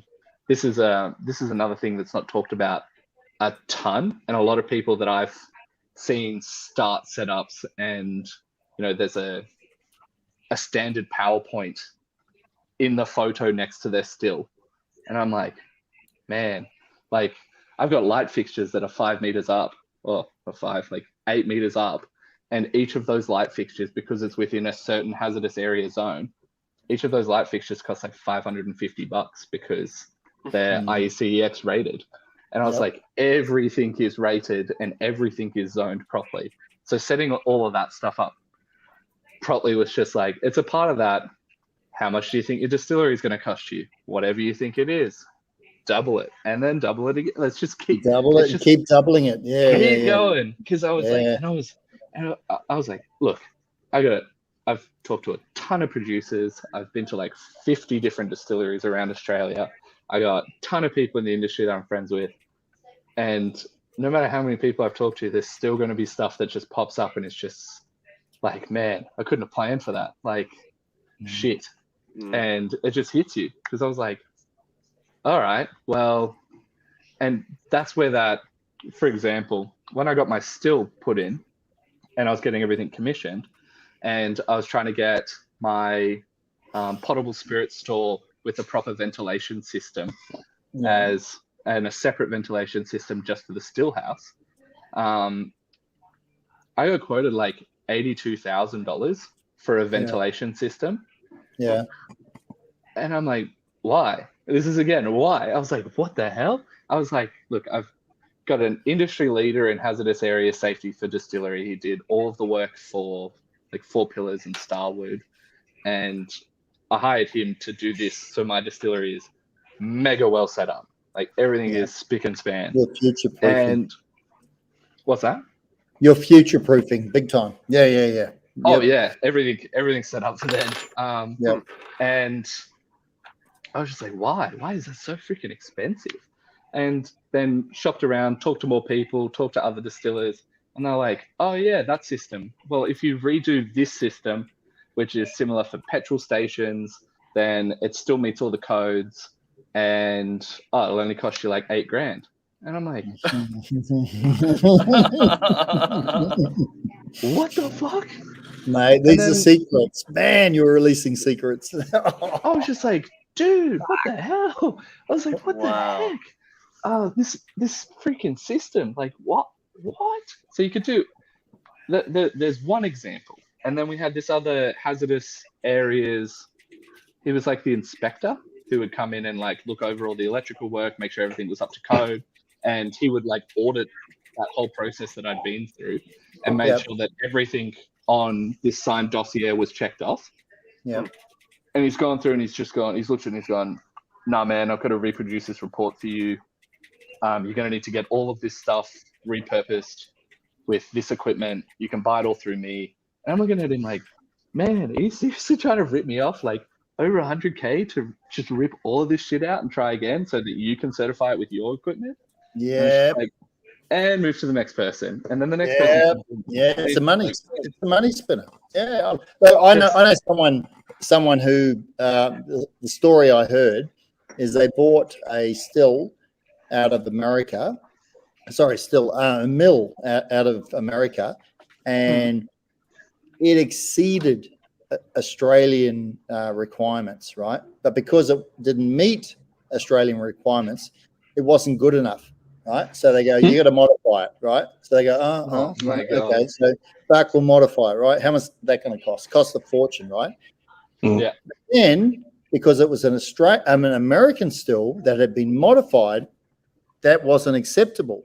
And they go, but hang on, we've got an American still, which has got a much higher level of compliance. Mm-hmm. We've modified it to meet Australian requirements. They go, yeah, but it's an American still. Yeah. So you've modified it, so therefore it's not compliant. And you go, well, fuck, what do you do? Yeah. And there is, and I hear this from people a lot, of consultants that come in. They will take $40,000 off you and basically turn around and go, you can't do it. And you go, oh, fuck, legit. Okay, I'll move on. When I hired this bloke, he's these are the dark secrets in the industry, people. he's vetted my like application to hire him, being like, man, we need to talk about this like in depth to see if I even can produce something that you'd be able to use. Because there's people setting up distilleries in zones that you can never have a distillery in, and like they've already got stills, and there's so many ways that you can get fucked over. And so having that mentor, and this comes back to those relationships in the industry, having a mentor, someone who's done the time, someone who's done it, cherish those people, because they have done the mistakes that are going to potentially ruin you. Like some poor guy I was talking to, he was trying to set up a distillery in like a really urban area, like in the city. And he set one up and it was incorrect zoning. He couldn't get any hazardous area certificates. He then set up his still, which he didn't have an excise manufacturer's license for. Ouch. Okay. And he paid someone $45,000 to build the still, and he paid over $100K for the still, but then he paid someone to like build it and certify it for him, and the bloke hadn't even fastened the freaking nuts on it properly. It's just like, if you had turned this on, the light fixture that is a meter above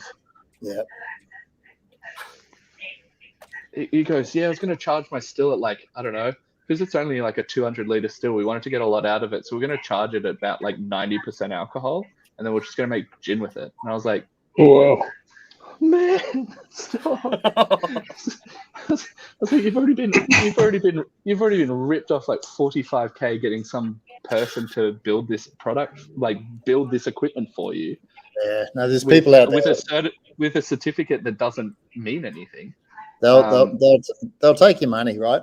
I think one of the defining moments, and it's a very sad story, is Adams Distillery in Tasmania when they had that fire, right? So direct gas fired still, and it was a horrific accident, and someone got injured severely. The stills were a complete write-off. They were lucky that half the distillery survived, right?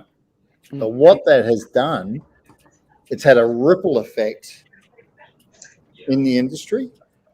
And I know distillers now who are getting approached by EPA, council, and everyone else and going, yeah, we don't think you're actually compliant now. I go, but hang on, I was compliant. I've done all the things. Go, yeah, no, not now. So they're coming down hard, really, really hard, particularly Tasmania. It hasn't hit the mainland yet, but it's going to roll through the mainland for sure. So there's been when people talk to me about opening Sydney area, I've heard. Say again? In the Sydney area, a few friends in there they get visited regularly, and I was like, oh shit. Especially during the great hand sanitizer production of 2020. Great hand sanitizer production, right? Yeah. Which has left a number of distillers with raw material that they can't do anything with. Yeah. Because the what was the going rate? It was about $25 for 500 mils. Then the big guys came back in and said, "Step away, boys. We're here at $7 for a liter," and that just destroyed it overnight. So a lot of the distillers made good money in a short period of time, and absolutely good on them. They jumped on, and there was a need for it. But the great hand sanitizer thing is I had a great time during the hand sanitizer thing. I mean, it's obviously horrible, all the shit that was going on, but I think we made about 23,000 liters for local hospitals. And exactly. And a lot of people were servicing a basic need. It was the need was there. And the good thing, we signed up with ACT Health, and we're like, this is how much it costs us. Yep. This is like the bare minimum we need to make to justify stopping all our production to do it. This is us with our pants down. How much do you want? We're going to need some help getting equipment. And the government was just like, here's a space that you can use. Here's this and this. And so all of my friends are like strippers, drag queens, comedians, performing artists. And so they all have ABNs.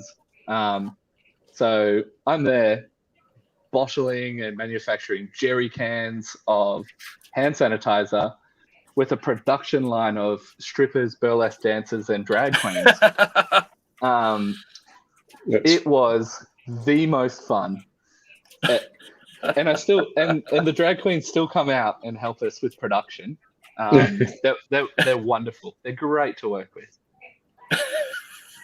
All right, we're now at 1 hour 43.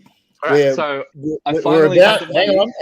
We're about to shatter the record, which was Ned Gahan from Waterford Distillery, an Irish person that likes a good crack, and we just cracked on for hours, right? And it was one of our better ones. So we are going to shatter the record tonight. So Ned's coming back on to reclaim, right? But we are still not at the end of your story, so keep going. Yeah, so I finally go, well, it is now, it makes no sense for me to produce at other people's places. I want to move from just blending stuff with ENA and adding colors and sparkles to it and actually making something. Yep. So I ordered my still. And wait, I'm not sure. Do people will they appreciate hearing like where we got it from, pricing? Is that something that we? Stop. Explain that. Explain why. So you have a Chinese still, right? Mm-hmm. Why did you go that way? And there's no good, bad, ugly in this. It's understanding why you went to China. What was the driver for that? I'm curious. So the decider was I wanted it as soon as possible. That's the lead time thing. Yes. Yep. The lead time thing. And if you haven't noticed already, I'm very impatient and I like to do things as soon as I have the idea. Yeah. So for me to even have to wait 6 months, terrible. It was painful. But like if I went to Germany, I would have been paying like 4.5 times more for a similar-ish product. Yep. And it would have taken 5 years to a decade to arrive. Yeah, that's the wait list now. These stills coming from these like super big branded steel manufacturers. Yeah. It's like, look, we bought a Rolls Royce. Yep. We're waiting for it to come in like 5 years. Yep. And we're banking on saying everything's produced with a Rolls Royce. All of the world's most awarded gins or vodkas or whiskeys come from this particular still.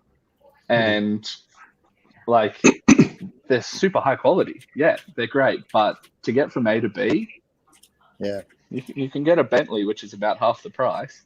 And so I chose a Chinese still because it was, I spoke to maybe 22 other distilleries who'd purchased from, like around the world, that had purchased from this company. Yeah. Problems with it, how was customer support, how was setting it up, how's the spirit, tried their products in a tasting line, so heaps and heaps and heaps of research into it. And anyone who's looking to get their still for the first time, figure out where to go, again, talk to your mates who are producers. Go, you know, I got this from Germany and it's producing awesome stuff and it's going to be here for generations. And I'm like, my still will not last generations, but, you know, it's going to be producing awesome shit for its lifespan. Like, and the reality is in Australia right now, you basically got Burns Welding Fabrication, you've got Stillsmith, you've got Knapp Lure, you've got HIA and WA. They're all massive lead times now. Yeah. So if you go, hey, I want a distillery, what do I do? It's really hard right now. Right? It's like, supply and demand, and you know, demand is outstripping supply, no question. So then, as you said, you go to Germany or you go to the US or whatever. It's really hard, and China is producing. There's a lot of challenges with China as far as logistics and shipping and just talking to them, getting something custom made, and getting tweaks to it. Oh my Lord. I luckily again have a friend who fluent and is a lawyer. She's an international lawyer. So I was just like, hey Sarah, can you take this over? Because you can get this conversation done in a FaceTime or a phone call in like 2 minutes, or it's going to take me a week of Google translated emails. And so, being able to do that, it was a case of like, this is taking forever. How can I do it quicker? I have a friend who speaks it fluently, and now I have a wonderful relationship with the still manufacturers, because there's nothing better than them being able to speak in their own language to someone who's talking about the products that they're providing for them. And it just made things so much easier. Makes it easier. But let me tell you a story, and you might not know this. So I spent, I lived in Hong Kong from 1997, 7, 8, 9, 2000. I lived in Hong Kong, and I spent a fair bit of time in southern China, joint ventures. This is my former life, nothing to do with distilling, right? I was in the printing ink game, so packaging, that was my bag, packaging, right? heavily involved in packaging. Anyway, so you would go into these state-of-the-art Chinese in the middle of fuck knows where, right? And they would all be wearing lab coats and hairnets and gloves, and you go, oh yeah, okay, these guys understand, the whole thing about, treating the product properly and cleanliness and everything else. But they walked around in thongs or bare feet, and you went, you haven't got it. You have not got it. You don't understand. So it's evolved a hell of a lot from then. Absolutely, it's evolved. But I always find it fascinating because I think back to those days. They were so focused on this having this right image that we're clean, we do everything from a technological base. We're the Western world, but we wear thongs or bare feet. It's like, and using really nasty solvents that'll kill you. Nowhere else in the world's using them, but hey, that's just what we do. Yeah. Todd, you can vouch, mate. You can vouch in Indonesia. Can't you? Todd. Sorry. I managed. Yeah, someone muted me because Kathy's watching telly. Oh, okay. Okay. You heard what I said about Indonesia. Yeah. So my biggest thing was to get them out of thongs and into barter bullets. So still weren't safety shoes. Yeah, they weren't even safety shoes, but at least they had shoes on. Oh Lord! And you'd go around behind. I bought this rather expensive scale. It was really expensive. I walk around the side, and they'd cut off the plug, and there's these two wires stuck into the wall. Oh my God! So it was a different world. Different world. But anyway, we digress. We are now at 1:51. We're into the home stretch. Ben, keep pushing. Tell us your story. Yep. So we ordered the still. Again, I'm super indecisive. Where most people would have like one still dedicated to this, one still dedicated to this. I got a still that I could use as a pot still. I could use it as a column, and it had I had the basket as well, and I could turn off in all of these columns. Actually, it's on my bottle. So it's I saw that recent. That's cool. Very good. There's my still. Then we go to a 10-plate column. Then we go to basket and then the condenser. And I could turn off each of the channels. So like if one day I want to make whiskey, might be able to do it through that still. If I wanted to do a stripping run, I could do that. If I wanted to do gin, I can do that. Just allowed me to be able to do more things. Yep. So again, look at what you want to produce. If you're going to do gins, do you need a basket? How customizable is it? Is it going to set you in one particular thing? Yeah. So I started with this because it's like a 300-liter still. It can do pretty much anything I'll ever want to do until I figure out exactly what it is that I want to do. But at the moment, just tinkering and making all these different things is always a heap of fun. So okay, so we are now at the current point where you are right now, or there's still more?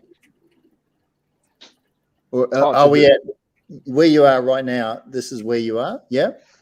Oh, so got the still 8 months ago, maybe ish, and then it was let's make gin. Because I've been making all the coffee stuff, the liqueurs, and then I was making my first ever like spirit that didn't have any freaking sugar in it. And I was like, there's no hiding now. There is. If it's shit, it's gonna be fucking shit. You can't cover that with sugar.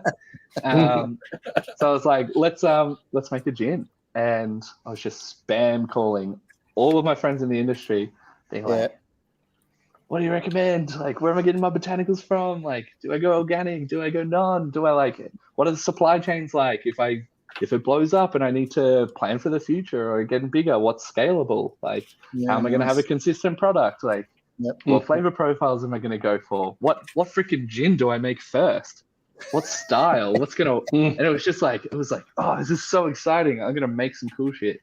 So I bought, actually, I think think one of them's in the background.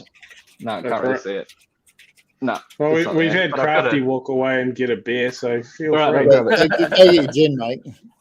So- Yeah, but I showed look my at bum crack as I was going to the fridge to that. get another. That's it. Hang on, promo. Oh, Hop and Clover. I mean, this Oh. technically shouldn't be here, but Yeah, Oh, look at that. Ooh, Actually, I've is, seen one of um, those Oh, somewhere else. nice. Oh, This hey, is- hey, hang on. I've seen one of those somewhere. I just bought a Portuguese 10-litre. That That looks looks smaller. very fucking similar, mate. Where'd you This get is it? like, this is from Winequip. Oh, you Shout went out to my wine. man. Shout out to my man Mark, hooking me up with all the good shit. But this There you is go. Richard because he looks like a bit of a dick. That's the same. It's exactly the same. But that's my It looks very That's a similar, 10 doesn't litre Portuguese still. yeah. So that's my little 3-liter one that I can do like super small botanical distillates in. Oh, It's okay. like- Yep. I was going to say, it doesn't look very big. It's the It's angle not of the the size camera. that matters. It's how you It's- use it's- it. It's not That's right, how it's how you small, it's how you use it. I Come on, know, guys. I know. Well, look, If it's you- got girth. That's It's it. got girth. That's it. If you That- angle that it, should it's all you- about the That's camera. classic. It's all That's about the classic, camera bro. angles, Oh, boy. boys. Um, So And the that's- last of our watches have just disappeared. Yeah, I saw. We're about to crash through the Ned Gahan Waterford distillery episode. wait, I gotta do one more. I gotta do one more 156. shout out. Go for it, mate. You I have got to another- finish up. Go for it. I got another still. It's a 20-liter still. Yeah. It's like a 20 little pot still. Her name is Bridget, named after my Bridget. best friend. She Yeah. said that she would neck a bottle if I mentioned her on the podcast because she's watching at home. Bridget, Um, we got you. Start necking. Bridget has been there since like day freaking one. Wow. On like we met on a wine tour. Like this is before I even started producing shit, and she was there at all of my markets. She was like your little team here. Like she was the number one to the point where some of these viral articles are like pictures of me with my arm around Bridget and we're at a market holding the bottle, and all the comments, and we're talking thousands of comments, is like, oh my god, the cutest husband and wife team, they're so adorable. And like we'd be working markets together, and it's just like, so how long have you and your husband been together? I'm like, I'm 21. Like, what the we ain't married, we're best friends. And they're just like, but they can't. Anyway, shout out to Tom, Bridget's boyfriend.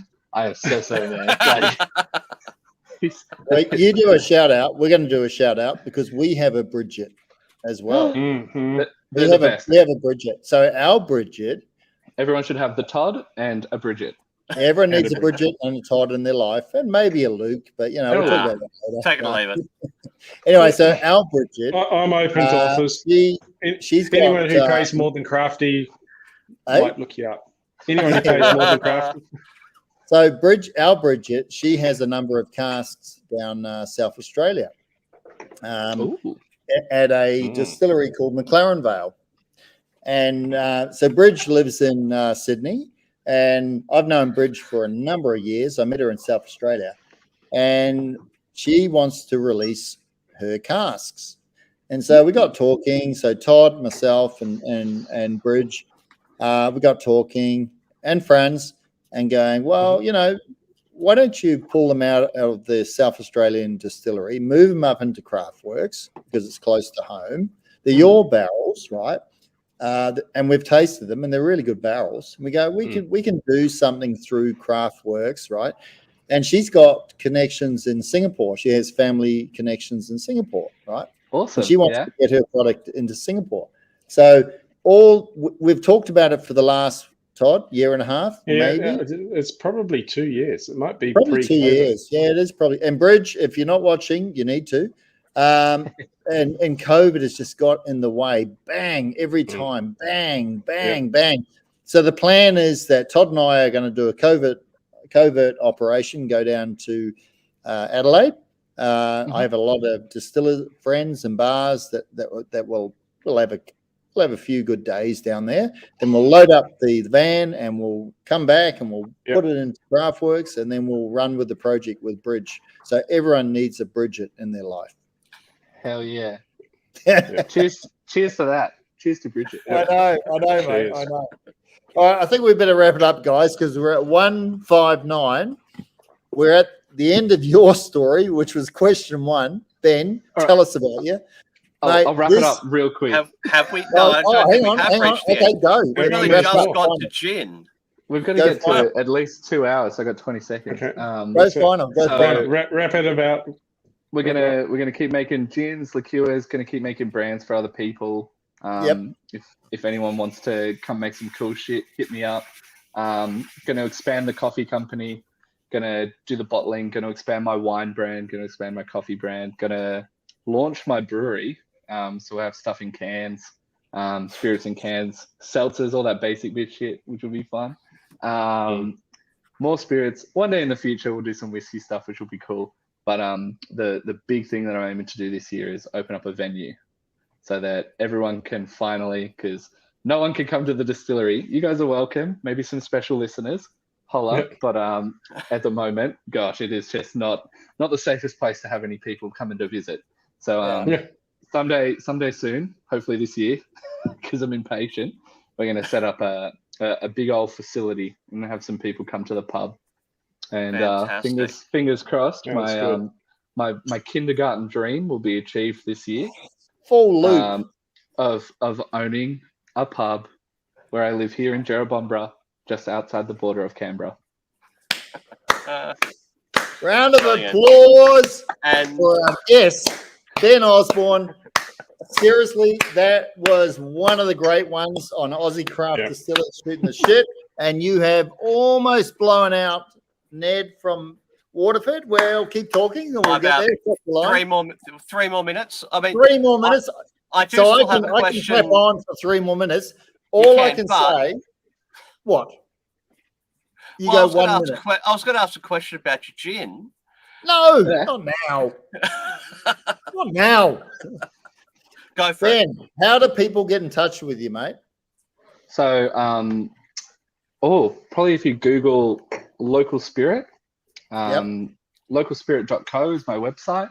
You can get in touch through Unicorn Spirits, Unicorn Elixir. Check out at Local Spirit Ben on Facebook and Instagram. That's my personal business fun stuff that relates to all of my brands. And hit me up through there if you're keen to get involved.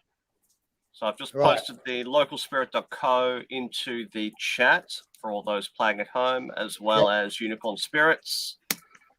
Seconds, I already had that one. And my new one, which is Local Spirit Distillery, at Local Spirit Distillery. Yeah, cool. Right. So my take on tonight is I've known Ben for a number of years. Back when you had the bus, mate, and you were doing that shit, right? And it's always amazed me how entrepreneurial you are. And I think one of the things that is my own personal opinion, so don't shoot me down, people. This is my own personal opinion, okay? I really think one of the major concerns that we have in our industry, we've got 400 distilleries now. When I got into the game, there was about 60 distilleries. On the trajectory that we're on, we're going to be 700 distilleries in a not too distant time. Yep. It is so important to, and Ben, you touched on it, mate, find a mentor.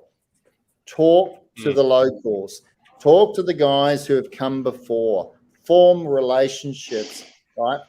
Don't come in with an arrogance of we're going to be the best like that. That's not what we're about in this industry. We are a very collaborative industry. So play the nice game. You will make a lot of friends. You will have a good time and you will have a lot of support. And that is my final word on the night. And I feel really pissed, but I've really only had 2 cans of ginger beer and a small amount of the it's the foo-eye that you put in there. No, it's the vaccine. I tell you, it's the booster vaccine. I'm feeling quite screwed tonight. I've got one more business thing. Go. So I also run the Australian Gin Appreciation Society on Facebook. Oh, if you're not of course, already a member, we've got nearly 15,000 members, and I think we're probably one of the biggest supporters on that page of Australian-made gins in general. Yep. That spirit category, as well as vodka, tonic syrups, all that sort of stuff. So if you haven't already, check out the Facebook page. It's a private group at the moment because we just got that many spammers on it. But it's an awesome place to ask those questions and a great way to connect with a lot of other distillers. A lot of the gin distillers are in there and they're answering all of these questions. There's no silly questions. And you can learn so much. And there's awesome resources on that Facebook page. And it got so big and so awesome that I've decided to turn it into a business. No, we're keeping it pure. So we're gonna collab with a different gin distillery each month. Give them a spotlight, sell the shit out of their product, make something custom for the group by the group. You going to spread Capity gin? Hang on a sec. I'm gonna have a plug right now. Fuck it. We're gonna push through. We're gonna feature you on a month. So that is the Capity gin, right? Oh hell yeah! Best gin. Paul said best gin he's ever drunk. But I will pay respect where respect is due. So my white spirits mentors are Nick and Ali from Karoo. They're good friends. I love the guys to bits. And awesome people. With them, we basically distilled the individual botanicals and we created that. And if you have not tried Lightning Gin and what else we got? Oh, Morita. If you have not tried Karoo product, guys, they won. Pause. Get into it. For effect, they won best contemporary gin on the planet. On the planet, right? These guys are distilling in a 40 square meter shed, husband and wife team, super passionate, super technical. Love the guys to bits. Yeah, seriously, if you love your gins, Karu, Karoo Distillery, awesome. And it's not bad. It's not bad. We're doing all right. We're doing all right. We'll feature you on a month. Let's do it. Yeah, mate, let's do it. But wait until we try. So currently we're making it at Nick and Ali's because I'm waiting for my second still. So once I get the second still in, which is a pot column, we'll transfer over the recipe. We'll tweak it, fine tune it, and then at that stage, yeah, absolutely, mate. Let's do it. Yeah, once we can truly call it our own. Correct. Let us have a play. Yeah. But Nick and Ali sort of, it was so funny. I met Nick and Ali year 2017 or something like that. And they came up to me. They started. Eh? It must have been shortly after they started. It was. And they came up to me and they treated me like a rock star. And I went. That's where I met you. Where? That must have been, was that in Adelaide? No, I met you. I have met you in Adelaide. That was the World Spirits Conference. Yeah, I think that's when I met them. Yeah, and all these connector points are absolutely fascinating. But the cool thing was when Nick and Ali met me, they treated me like a celebrity. I went, you have got to be fucking kidding, right? I'm just learning. Because at that time he hadn't actually released anything. He's just like, no, exactly. I hadn't released anything. And now Nick and Ali, they're veterans on the scene. They're making amazing gin and Chipotle vodka, which is called Morita, and we're plugging them because it is fucking insane. And get it into your people. So the Morita is what I've been drinking all night. Oh, really? Yep. That's why that is a hefty pour. I love it. I've done a bit of damage to that bottle tonight. Yeah, I'm not surprised. And thoroughly enjoyed it. Yeah. All right, guys, we need to wrap it up. Right. So Luke, what was Ned's podcast? How long? 2 hours and 4. We have done it, people. We have done it. Broken records. Not the crown. We have no one listening, but that's irrelevant. No, we've still got a couple of people. Now, one thing we also do need to do before we wrap up, plug, mate, plug. Is plug the sponsors. Yes, we possibly should do that. Possibly should do that a bit earlier in the night, but anyway. Quite possibly, yes. I'm sure they'll forgive us. They'll get a plug every episode. So we've got the Barrel Brokers, Burns, Welding and Fabrication, Andrew Young, of course, Wayne Cooperage, CCL, Saberglass, Transwood, and Wild Wogan, and then we'll have some more coming in later in the year as well. Thank you for their support. Yep. And they help us to actually pay some of the bills. Well, it means we can go and buy some decent mics, and I can actually get some computer training, so I learn how to use a computer properly. There is not enough time or patience in the world. Money. That is a full-time job for Paul Luke. It's painful. Absolutely painful. All right, guys. Thank you. That was a absolutely cracking session. And guys, new distillers in Australia, if you you just want some advice, man, listen to this one. Ben's going to be a senior lecturer at the Australian Distillers University down the track, because seriously, he knows the shit. He's done the hard yards, and he's prepared to share some really amazing experiences. So, yeah, awesome. That was great. Ben, mate, thank you. That was great. Thanks so much for having me, guys. We'll no worries. Thank you all. Please, everyone, like and subscribe. Follow us on Facebook, on YouTube. We're on Insta. We haven't really gotten into posting much on there yet, but please help us get up to the 1,000 mark on the on all of our socials. That would be awesome. And stay tuned. We have another episode in 2 weeks' time. Who's that? With Linton. That is with Linton, yes. At Windmill. Great. So Windmill, Linton,